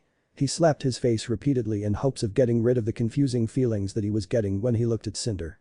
It was like his mind just screamed out for him to listen to her and follow her. It annoyed him beyond belief. He was the one who was always in control, no one else. Yet here is a woman who just exudes an aura of power and authority and, for some strange reason, he found that part of her extremely sexy. He'd never been submissive to anyone, not his sexual partners, not his friends, definitely not Kurama.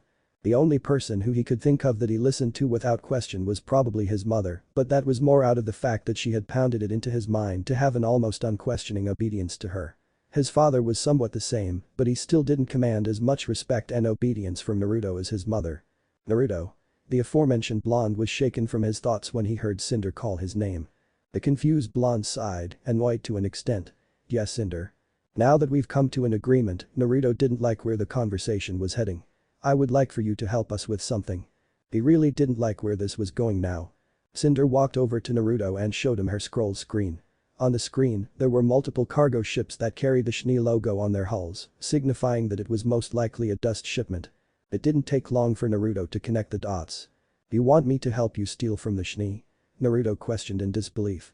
Cinder just gave a quick and simple nod. You're crazy. Naruto chuckled lightly. You do know that my family is very close to the SHNI, right? In response to Naruto's question, Cinder just nodded once again. Yes, I'm aware of that fact. Then why are you asking me to steal from them? At this, Cinder just smirked knowingly. Simple, Naruto's interest peaked when he heard the absolute confidence in Cinder's voice. I know that despite your family's close ties with the SHNI, you don't get along very well with them. In fact, I know that you and the SHNI's heiress have a strenuous relationship at best and a downright hatred for one another at worst. Naruto guffawed when he heard her words. She was dead on when she spoke of his relationship with Wise SHNI. It was true, they didn't get along with each other at all. Well, at least not since they both turned 12. After that it was kind of downhill. So let me get this straight. Naruto wiped a tear from his eye that he gained from laughing so hard. You expect me to help steal from my family's close business partner and family friend just because I don't get along with their heiress? Cinder's confident smirk didn't diminish one bit. Pretty much, yeah. Naruto returned Cinder's smirk with his own. You've got yourself a deal, beautiful. He would be more than happy to piss off Weiss and her father. It was one of his favorite pastimes after all. This is going to be fun. Naruto thought with an excited grin. He couldn't wait. Chapter end. Chapter 5. Naruto groaned as he lightly rolled around on the soft surface that he found himself resting on. A bed, that's what he was assuming he was on. That it was the comfiest bit of ground that he's slept on in his entire life. When he rolled onto his side, Naruto felt his hand brush up against something. He blearily opened his eyes and saw a beautiful-looking brunette woman in the bed with him. She was sleeping with a cute expression on her face. The bangs of her short brown hair resting softly against her cheeks. Her quiet and peaceful breathing filling his ears. She was the definition of beauty in his eyes. Then he remembered one certain thing that had to ruin the moment for him. "Fuck, I don't remember you," Naruto muttered bitterly to himself. He didn't remember how he had gotten into the woman's bed, nor how he met her. That left a bitter taste in his mouth the more he thought about it. His teacher had taught him to, at the very least, remember the names of the women he'd slept with. It was a common courtesy for a gentleman, such as himself. Let's see, he thought back to the previous night and did his best to remember the events that occurred. I met Cinder and her lackeys. I left that stupid warehouse, then I think that I went to a bar. He wasn't quite sure, but Naruto guessed that he met the woman at the bar or somewhere along the line of his little journey. It wasn't exactly uncommon for Naruto to find himself waking up next to a woman the morning after a night of drinking. He was indescribably handsome after all. It was, however, uncommon for him to get so drunk that he couldn't remember the night before. He had a damn high tolerance for alcohol, so he must have had something really bugging him for him to get this drunk. Considering the events of the previous day, Naruto was inclined to believe that he did, in fact, have a reason to get drunk. The damn good one. Need to get up. Naruto drowsily pulled the covers off of himself and immediately felt a cool breeze. Oh. He looked down and noticed that he didn't have any pants on, nor did he have underwear. He was just exposing his little Johnny to the world, and damn did the world feel cold. First things first, find my clothes. Naruto got up while ignoring the cool feeling blowing against his lower half. After a bit of searching, Naruto found his discarded clothes when he saw a pathway made of his own clothes and the clothes of the hot eye that was still sleeping in bed. He guessed that they must have discarded them while making their way to the bed. Hahaha. Naruto let out a small perverted chuckle. Things must have been really hot if they had left a trail of clothes leading to the bed. The thought almost made him excited, again. Naruto crouched down and scooped up his underwear from the ground. Well, that's quite the VIEW. Naruto nearly jumped out of his skin when he heard an amused voice behind him. Huh? Behind him was none other than the naked woman who he'd seen sleeping next to him when he woke up. She was sitting up in the bed with a pleased look on her face as she gazed down at his. When Naruto noticed where she was looking, let's just say that he was quick to stand up. He wasn't really comfortable with someone staring at his ass after all. And here I was enjoying the view. She moaned in disapproval. Naruto turned around so that he was facing her, his underwear still in his right hand. And again, her eyes panned downwards, to below his waist. This is a nice view too. Out of instinct, the blonde Namikaze Uzumaki used his hand to cover Naruto Jr. A perverted piece of shit he may be, but an exhibitionist he was not. Though when he thought about it, Naruto guessed that it didn't really matter at this point, considering he'd slept with her the previous night. After all, it wouldn't be the first time he walked around naked with a woman in the room, and he doubted it would be the last. Fuck it. Naruto lowered his hand, not really caring anymore. He was too tired to care at this point. The girl let out a sound of approval as she gleefully gazed at his, currently flaccid, member. Well, she wouldn't say he was hung like a horse, she could definitely say that he was above average. Though what he lacked in raw size, he more than made up for in his stamina. She could still remember the ecstasy that she went through the previous night. Hours and hours of constant pleasure filled her mind as she reached her climax again and again until the early hours of the morning. She could happily say that she hadn't felt this satisfied in a long time. So how are you feeling? Naruto tentatively asked. He stared at her and examined her while also appreciating the sight. He couldn't really tell before, but looking at her did bring up some names, but he still couldn't remember her name for the life of him. He decided that it might be best that he not mention that little detail. Stuff like forgetting your sexual partner's name tend to piss them off, especially if you'd just woken up in their bed. Amazing, she moaned out as she relaxed herself into the comfy bed, her boobs slightly bouncing from the quick movement. Naruto just watched them bounce in a trance-like state. Other than that, I feel a bit sore and I don't think I can walk for a bit. Naruto blinked. Really? Yeah, really. Naruto let out a small and perverted laugh. It was always a thing of pride for him when he heard a girl he had sex with tell him that. Look at that dirty grin, she giggled into her hand. Naruto covered his mouth when she brought that bit of information to his attention. Sorry. She waved off his apology with a smile. She didn't really mind that he was acting a bit perverted, she found it kind of cute in a way. By the way, the girl slowly and a bit unsteadily crawled out of the bed. My name is Coco Adele. Naruto's body began shifting nervously. Why do you think that I don't know your name? asked with a painfully fake smile. She gave him an amused smirk. Please, you were making it painfully obvious. Besides, you were drunk last night, I wasn't. Naruto let out a sigh of resignation when he heard her words. Sorry again. Coco smirked. It's no big deal. I can't blame you for forgetting after all that happened last night.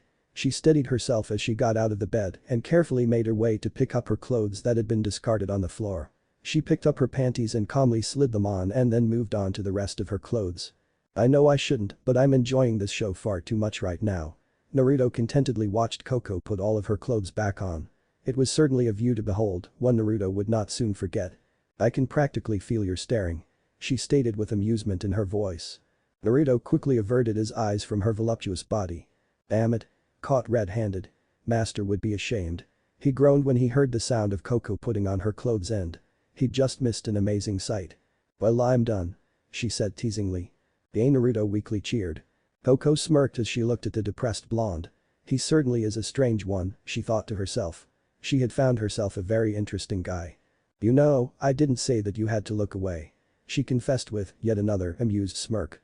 Naruto looked surprised by her words. So surprised in fact that he almost shut down. Fuck me, he muttered out. Coco grinned, maybe later. Naruto chuckled a bit when he heard her quick-witted response. He was a bit disappointed that he'd missed such a pleasant view, but he would get over it. Naruto was not one who would be brought down by something so unimportant. Indeed, it was so unimportant that he almost felt like crying because it was just so unimportant. The lone tear leaked out of his eye as he gave an empty smile. He was definitely okay. Coco noticed the tear but didn't comment on it, she was occupied with her own thoughts after all. She thought back to the previous night where she had made the pleasant extra emphasis on pleasant meeting of one Naruto Uzumaki. She had bent the truth a bit when she said that she wasn't drunk before. Well, Coco certainly hadn't been nearly as drunk as Naruto had been, she still had been a little tipsy. She was close enough to getting drunk that she wasn't in all that much control of what she did that night. Though she still held some recollection of the previous night, more so than Naruto at least. She remembered his name and that she didn't have enough time to give her own name.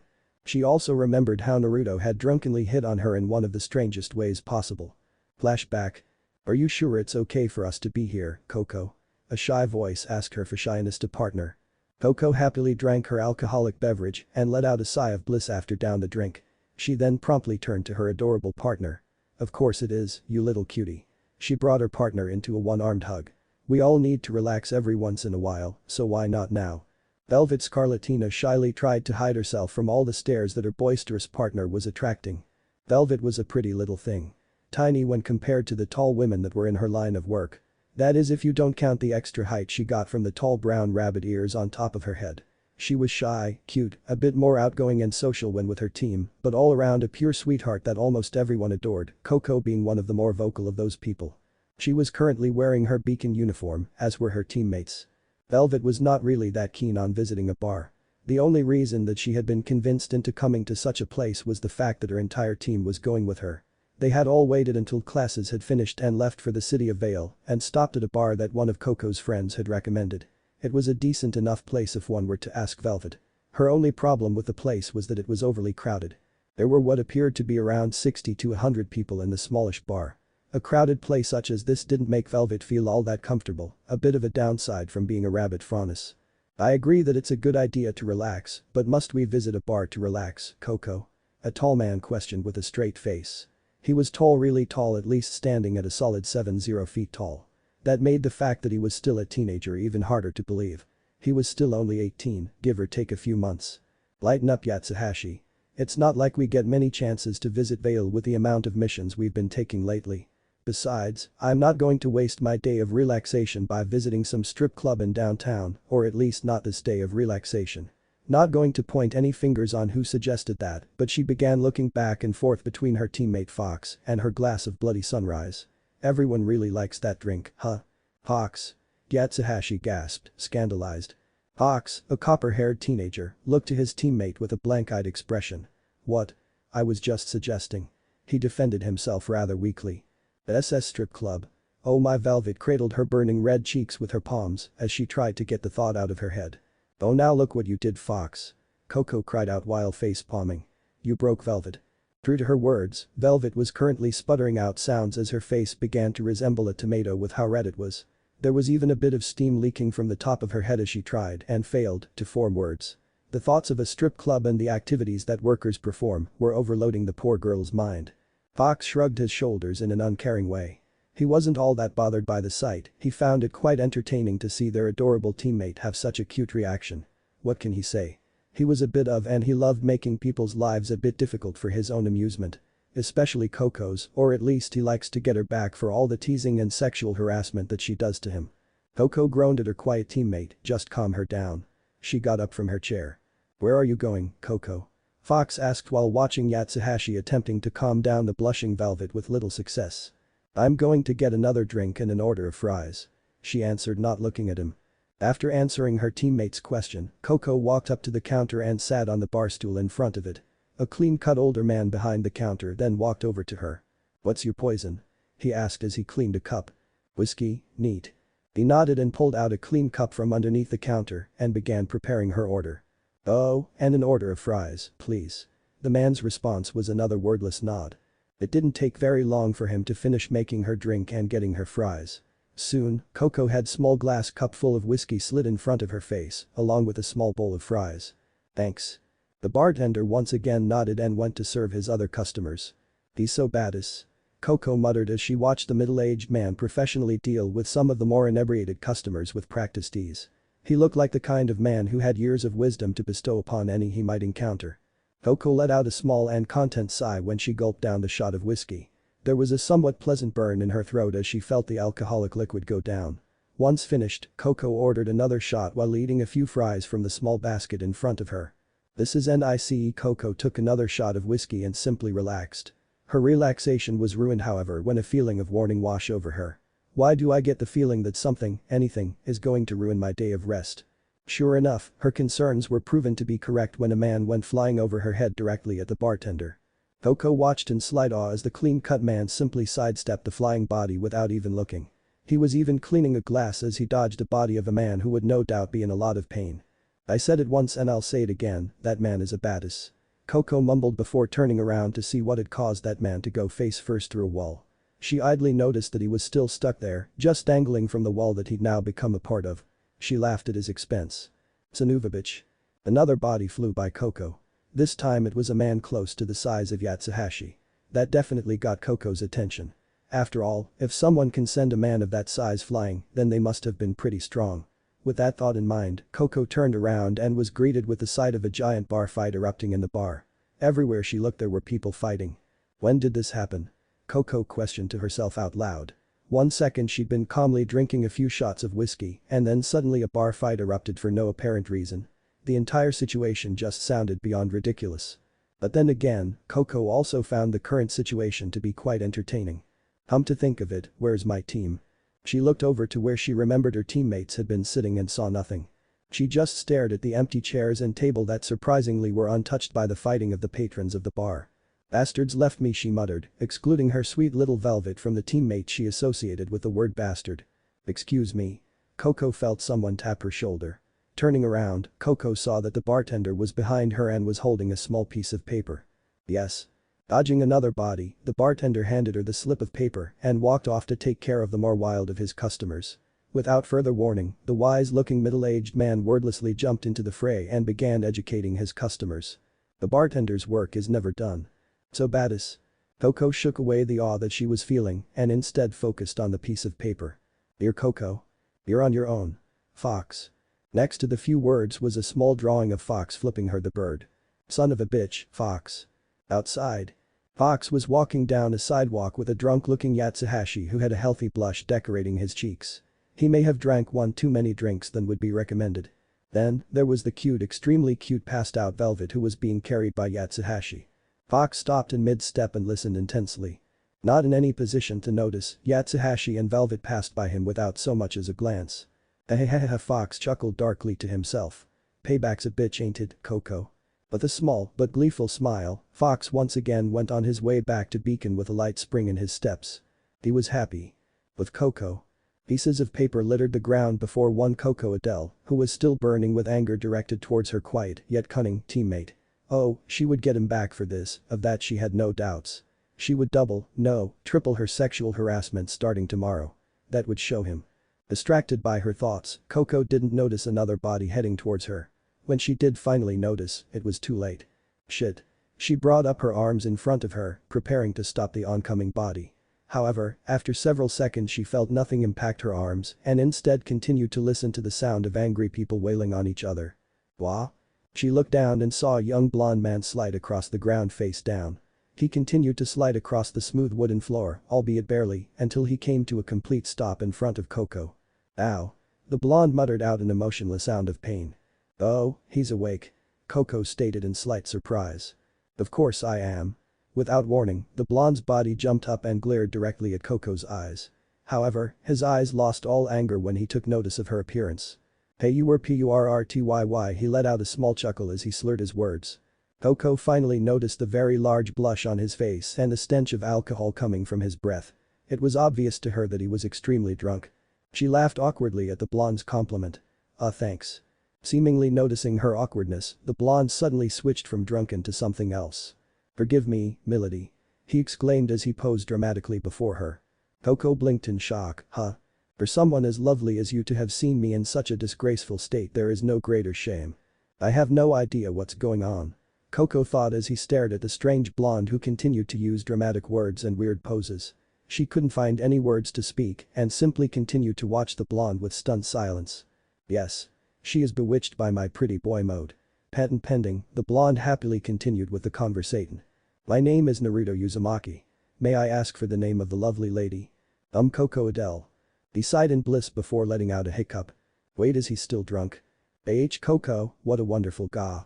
Before Naruto could finish, he was tackled by a bulky man and both were sent flying until they finally hit the ground hard. As soon as they were still, the man suddenly turned over Naruto onto his stomach and grabbed his head and began slamming it on the ground again and again. As I was saying.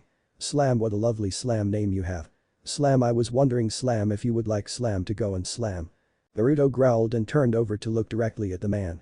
My good sir, I know that slamming my head into the ground has you kinda busy, but do you think you could give me like 2 minutes to finish my conversation? The man looked surprised by the question before his face changed to one of shame and embarrassment. Of course, forgive me for my rudeness. So polite. Coco exclaimed in her mind. Naruto smiled at the man. Thank you, my kind sir.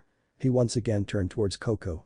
Now, as I was saying, I was wondering if you want to get out of her, Miss Bell, but decided against correcting it giggity and hang out. He asked with a charming smile. Coco was, understandably, shocked by the request. Meanwhile, the polite man was currently blushing at how bold Naruto had been. What should I say? Coco wondered to herself. On one hand, she could reject him and simply leave. But on the other hand, she could say yes and go with the blonde. Besides, her team, minus Velvet, Coco refused to believe that her little darling had willingly left her, ditched her, and this Naruto guy wasn't half bad in the looks department. She might even say he's one of the hottest guys she's met. Coco sighed and smiled lightly.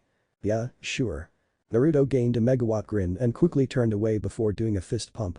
Still riding on cloud 9 from his successful attempt at asking her out, Naruto then turned back to the polite man. Okay, you may continue. The man gleefully nodded and once again began bashing Naruto's head against the hard wooden floor. I'll be done, Slam, in a minute. Slam, go on ahead and Slam, wait for me outside. Slam. Coco chuckled at the strange, yet entertaining, sight before her eyes. He certainly was an interesting one. Flashback end. And that's what happened. Coco explained to the still somewhat confused Naruto. At some point, Naruto had asked what had happened the previous night and, seeing no reason to not answer his question, Coco was happy to answer. All of this took around 10 minutes of explaining before Naruto basically got the gist of it. Wow, I was smooth as fuck. Naruto exclaimed while proudly pounding his fist against his chest. Coco laughed, I guess that's one way to put it. They spent a good half hour just talking and getting to know each other. Naruto quickly found that he quite liked Coco's personality and how she was a teaser, kinda like him. Though she was much more aggressive when it came to teasing than him, a fact he learned rather quickly when she kept on teasing him, obviously, and how she really liked physical contact with him, specifically physical contact with his ass. Coco, in turn, found that she was spot on when she thought of Naruto as interesting. He told her that he'd visited the bar due to a woman he'd met.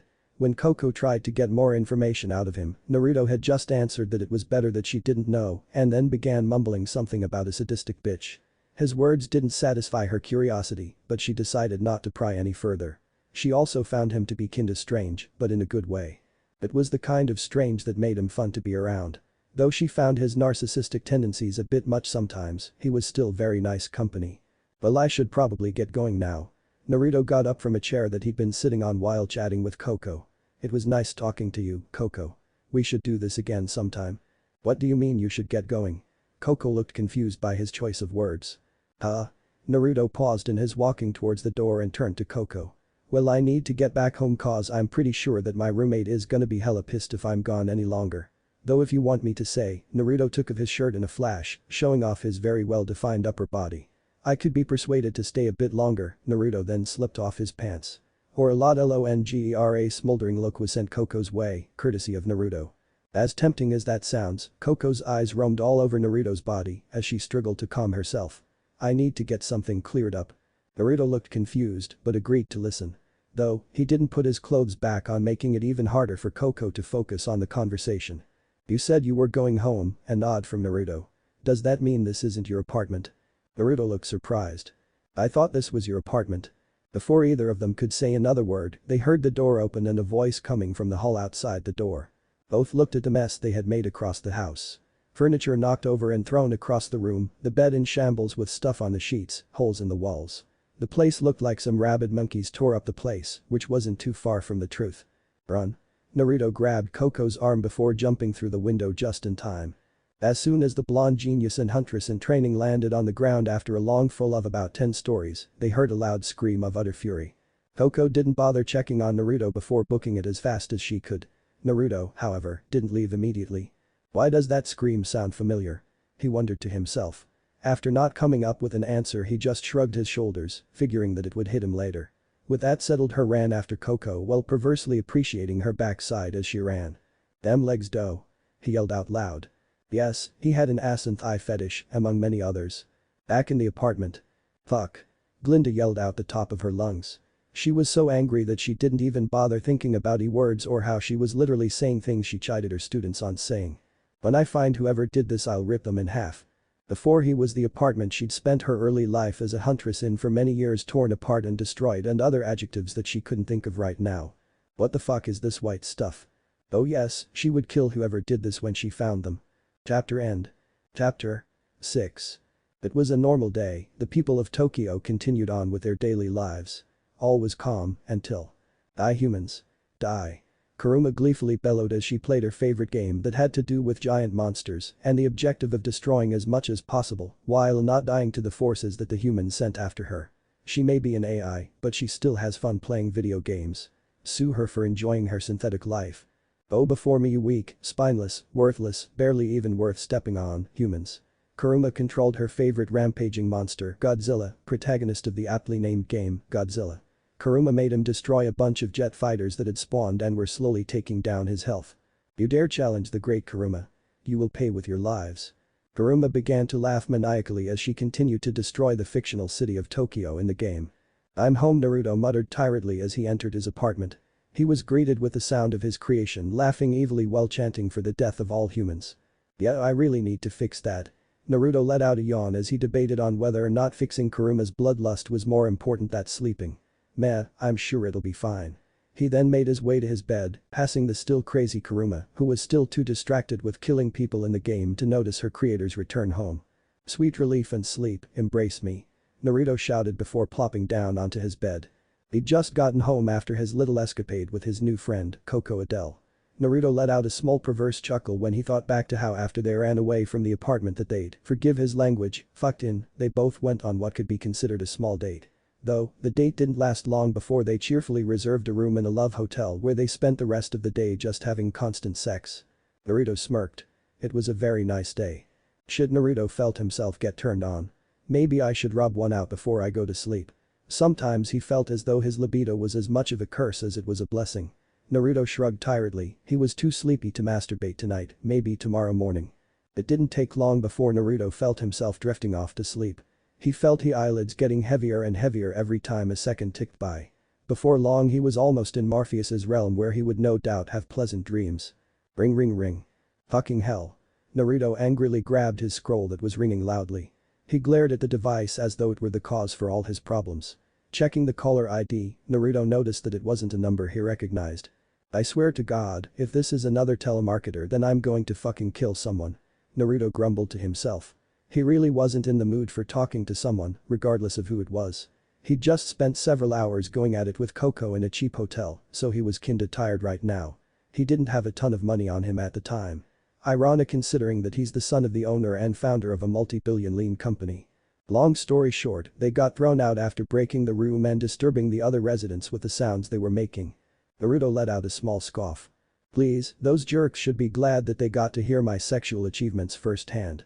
Naruto huffed mentally. Anyways, back to the call. I swear if you're a telemarketer then I'm going to literally mind fuck you with how much spam you're going to be receiving in the next few minutes. Naruto waited for the person to say something, hopefully something witty. He loved his witty banter. A few moments passed by with nothing but silence. Hello?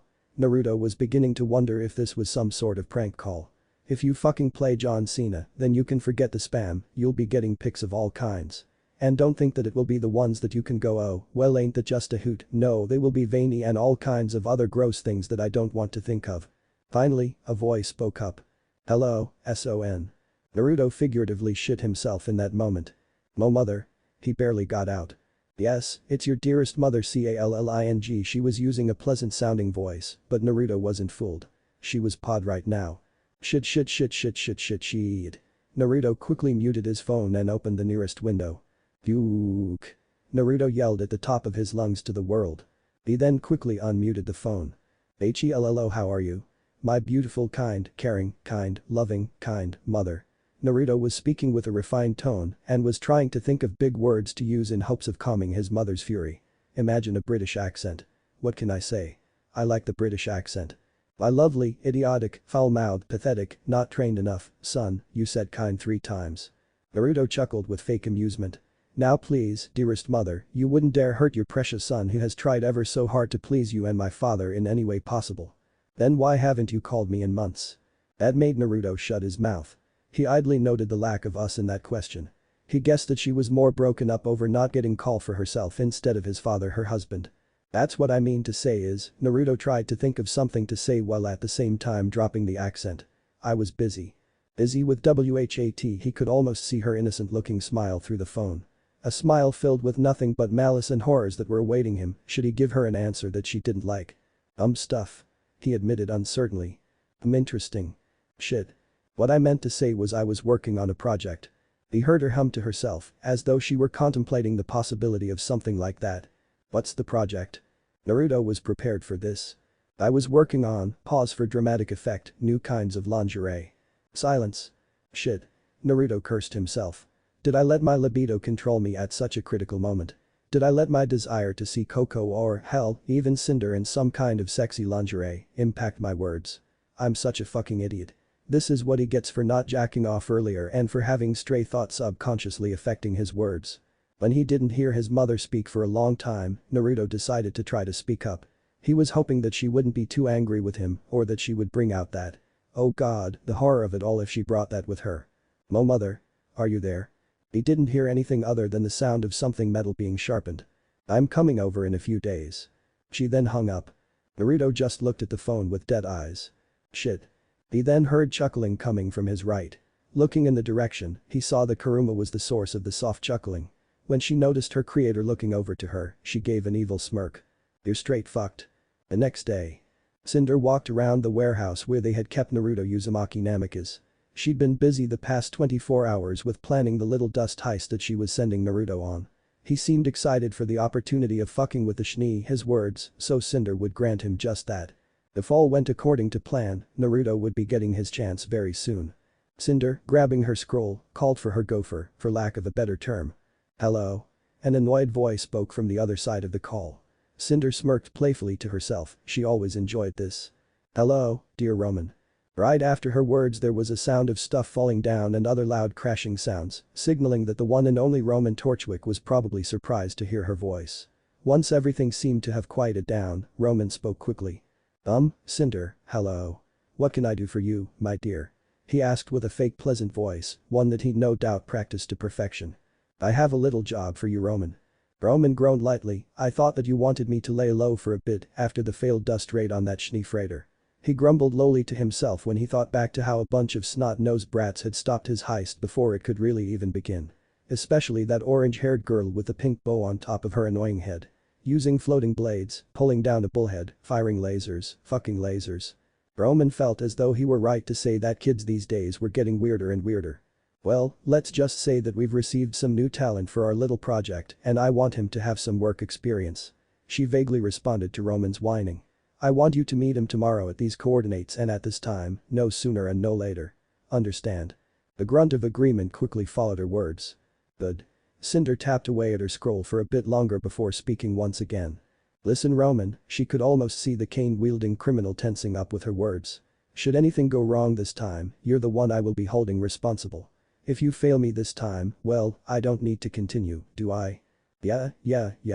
He brushed off her threat before hanging up. Though, she did catch a hint of nervousness in his voice.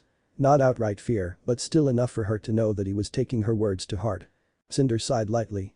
Okay, time to finish this up before meeting with Adam. She spoke to herself as she stretched her back out. Once finished, Cinder groaned and went back to planning and organizing everything that she had planned. She idly thought to herself that maybe she should go and get a massage or something. It was tiring being the boss. Chapter end. Chapter 7. The tall man walked through an almost blindingly bright white hallway as he read something. As stated before, he was a tall man standing around the height of 6'6". He had black hair with some strips of it being grayish or even a somewhat silver in color. For his clothing, the man wore something akin to a military uniform. It was a white suit pants, a black undercoat, and a bright red tie. This man was none other than General Ironwood, the man in charge of Atlas's security and the headmaster of Atlas's Huntsman Academy. General Ironwood. A soldier ran up to the man in charge of the entirety of Atlas's military. Ironwood stopped reading the report sent in by some of his soldiers and a few of his specialists. Once he stopped reading, Ironwood turned to the oncoming man and stood there like an iron wall. The young soldier quickly saluted his superior officer and waited for Ironwood's next words. At ease, Ironwood exclaimed with absolute authority. The Elysian soldier quietly released a sigh of relief before handing over something in his hands. A report, Ironwood guessed to himself. Sir, we picked up this just a moment ago and thought that you should see it immediately. Once he handed over the scroll that held all the information that his team had revealed, the man stood at attention and waited. James Ironwood read through the scroll and progressively got more and more confused. Is this accurate? The soldier nodded yes sir. Ironwood hummed to himself in thought as he reread the report. After a moment or two, he dismissed the soldier and made his way to his office, finding that his previous plans for the day could wait. After all, he only had to meet Jacques Schnee, so it wasn't that big of a loss. But the push of a button. Naruto was humming to himself as he worked on a project of his that had taken up much of his time. It was something that he'd been working for a few months now, long before he'd even met Cinder or Coco. He forgot about Jaune. Fox on the run he mumbled out the lyrics of the song he was humming. Kurama watched her creator curiously as he worked on whatever he was making. It looked like some sort of liquid in a small cylinder container.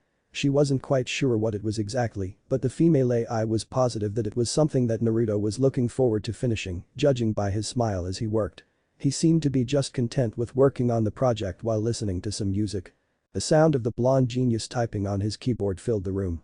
This is so boring, but I don't feel like doing anything else. Curse you my whimsical nature. Kurama thought to herself as she simply waited for her creator to say something. Phew, not much longer until I'm finished. Naruto stated more to himself than anyone else as he wiped some sweat from his forehead. He'd been working in a small room that didn't really have any air circulation that was located under his apartment building. Now, two things that should be addressed very quickly. 1. Why was he working under such conditions? The answer. Aesthetics. 2. How did he manage to convince the apartment's owner to allow him to use his privately constructed basement? How he had convinced the owner was quite simple. Flashback. Naruto stood in front of a really tall man with a sadistic look in his eyes as he convinced the man of letting him continue to use his, recently built, small basement. Taste it, pleb. Naruto exclaimed with sadistic pleasure as he smacked the tall man with a giant wad of cash. Taste what you will never have. The large blush filled the cheeks of the owner as he took pleasure in the abuse he was receiving. What were you saying about my basement? I can use it any time that I want. Why thank you. Naruto laughed as he showered the man with what amounted to thousands of lean. Oh yes, you can make a whole new building for all I care. Of course I can. Ha ha ha ha ha ha. Flashback end. Money, the source of his almighty power. I need help, Naruto stated aloud as he thought back to how he managed to get permission to use his basement.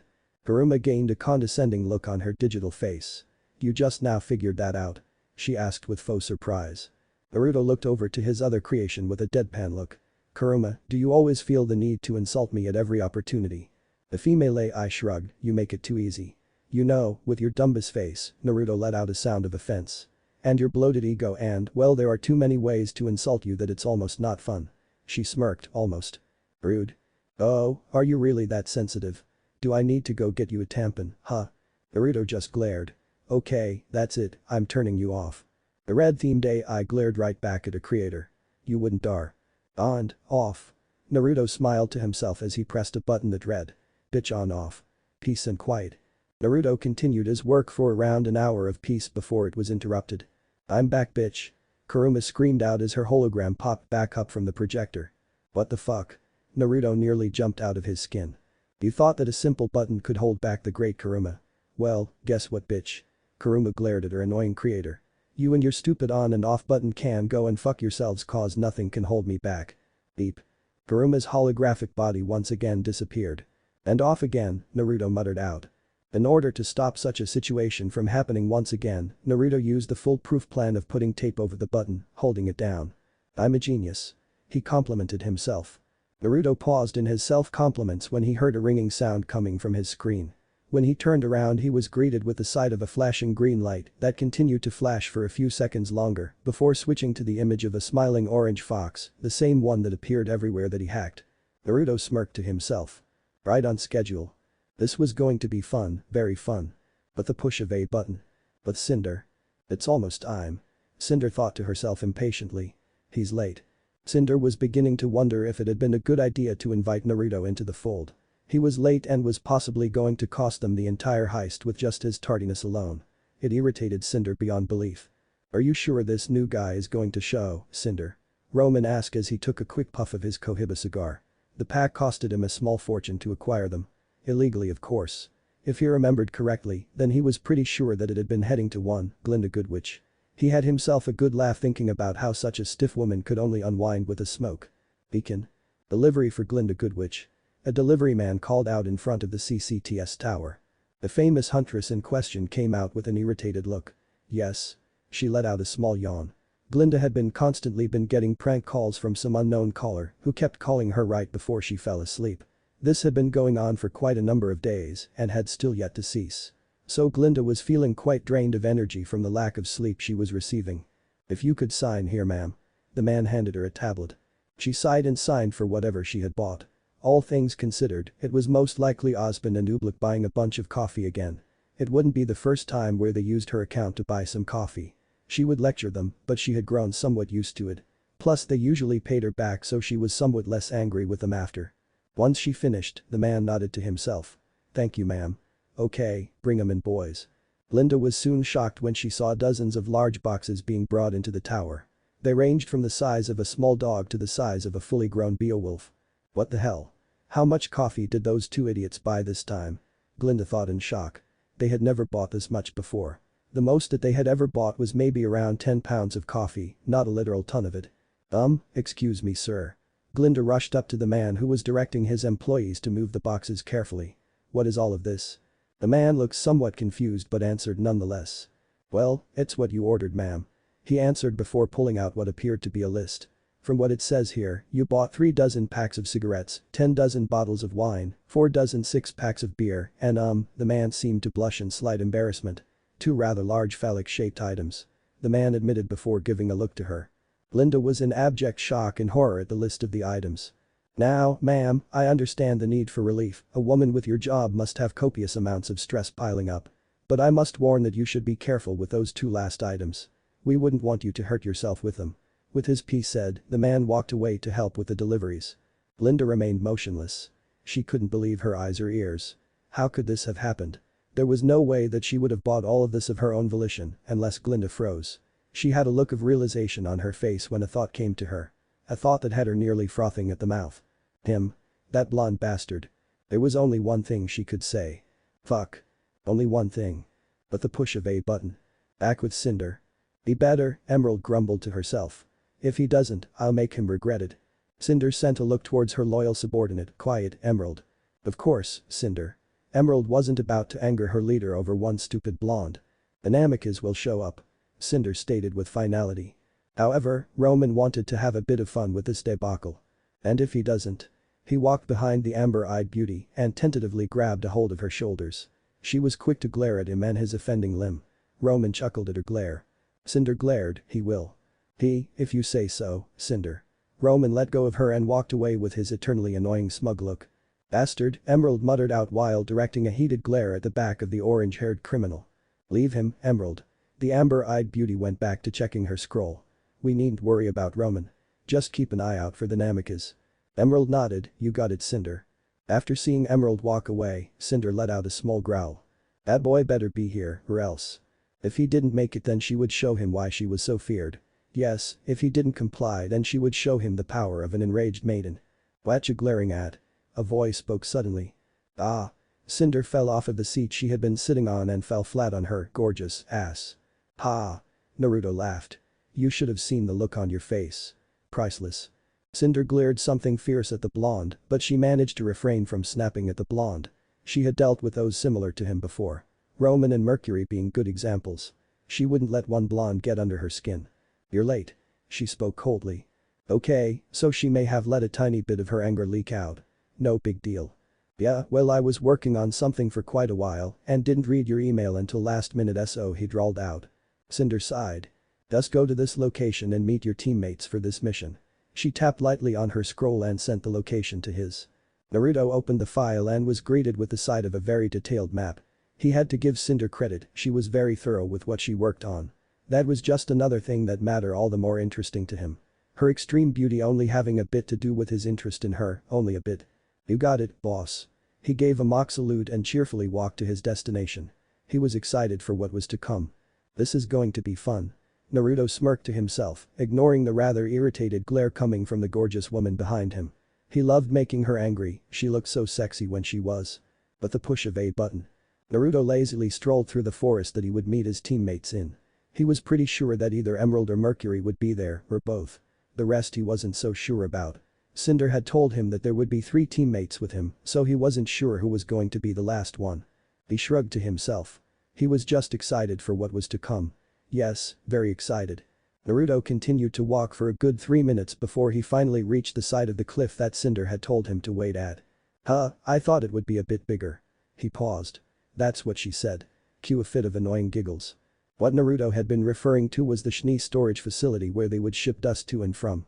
It even had a moderate dock for the ships that would drop off dust. He wasn't really all that caught up with what his cousin's company had been doing, so he didn't know jack shit about the facility. Simply put, he was underwhelmed by the size of the building. However, that train of thought brought up an ingenious idea to his mind. Maybe I should send some more porn ads and chest size increasing spam to Weiss.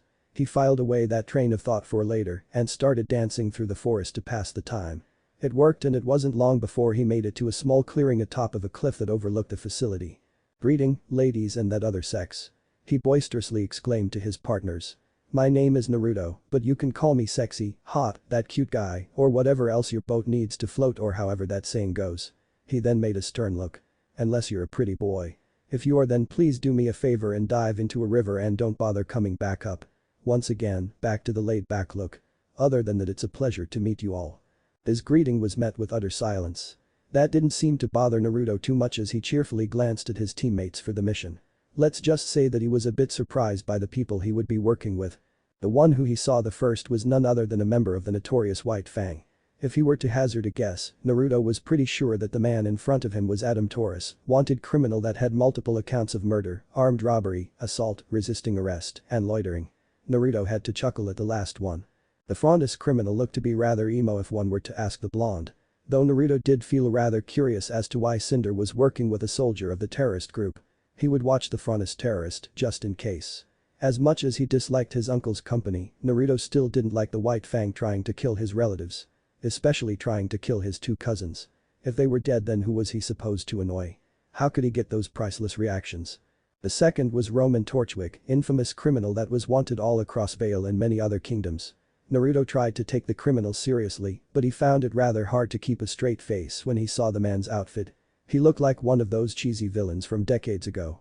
Naruto couldn't help but let out a small chuckle when glancing in the criminal's direction. That only seemed to anger the man, but Naruto ignored the glare. Finally, but certainly not least, was the absolutely most adorable-looking girl that Naruto had seen in his life. She also had this air about her that made her seem more mature than her appearance would suggest. That also included a rather large bust that didn't seem to match her height in comparison. Not that Naruto minded. He definitely didn't mind in the slightest. Hello, he was instantly next to the short girl. What's your name, cutie? Neo seemed a tad surprised by his speed, but smiled up at him. Naruto returned the smile before turning intangible when he sensed a rather dangerous-looking umbrella pointing in his direction. The damn thing nearly impaled him, and he only managed to activate his semblance just barely. Though it did look rather strange how an umbrella was going straight through him without him really reacting to it. Naruto giggled at the ridiculousness of the situation. "Aw, you're so cute when you try to kill me." Naruto cooed at the shorter girl. She seemed confused by how the man wasn't dead, but that look was soon replaced by a rather scary one. It was something in between anger and a strange smile, but whatever it was, it scared Naruto. Scary face. He then quickly moved away. "It doesn't matter though, you're still cute." He brushed off the small glare that she sent his way. "Who the hell do you think you are, brat?" Roman strutted up to Naruto with a fierce glare. Naruto looked at him with a confused look. "You were still here?" The effeminate man looked taken aback. "Why? Roman was furious, no, beyond even that. There were no words to describe the rage he was feeling. How dare this brat ignore him? While the orange-haired criminal was busy fuming to himself, Naruto was once again forced to turn intangible when a sword tried to cut through where his head was connected to his body with. Once the attack passed through him, Naruto had to rub his neck uncomfortably. He would never get used to that feeling. "How did you find this place?" A serious-looking man questioned with a dark voice. Naruto just deadpanned, "You need to get laid, dude." He then rolled his neck around and let out a small, but content, groan when he heard a crack. "Seriously, you're so edgy that I think I'm going to need a band-aid." Adam Taurus glared at the new blonde, but other than that he didn't react to the insult. Naruto noticed the White Fang member's consistent glare being sent in his general direction, and the blonde couldn't help but let out a sigh.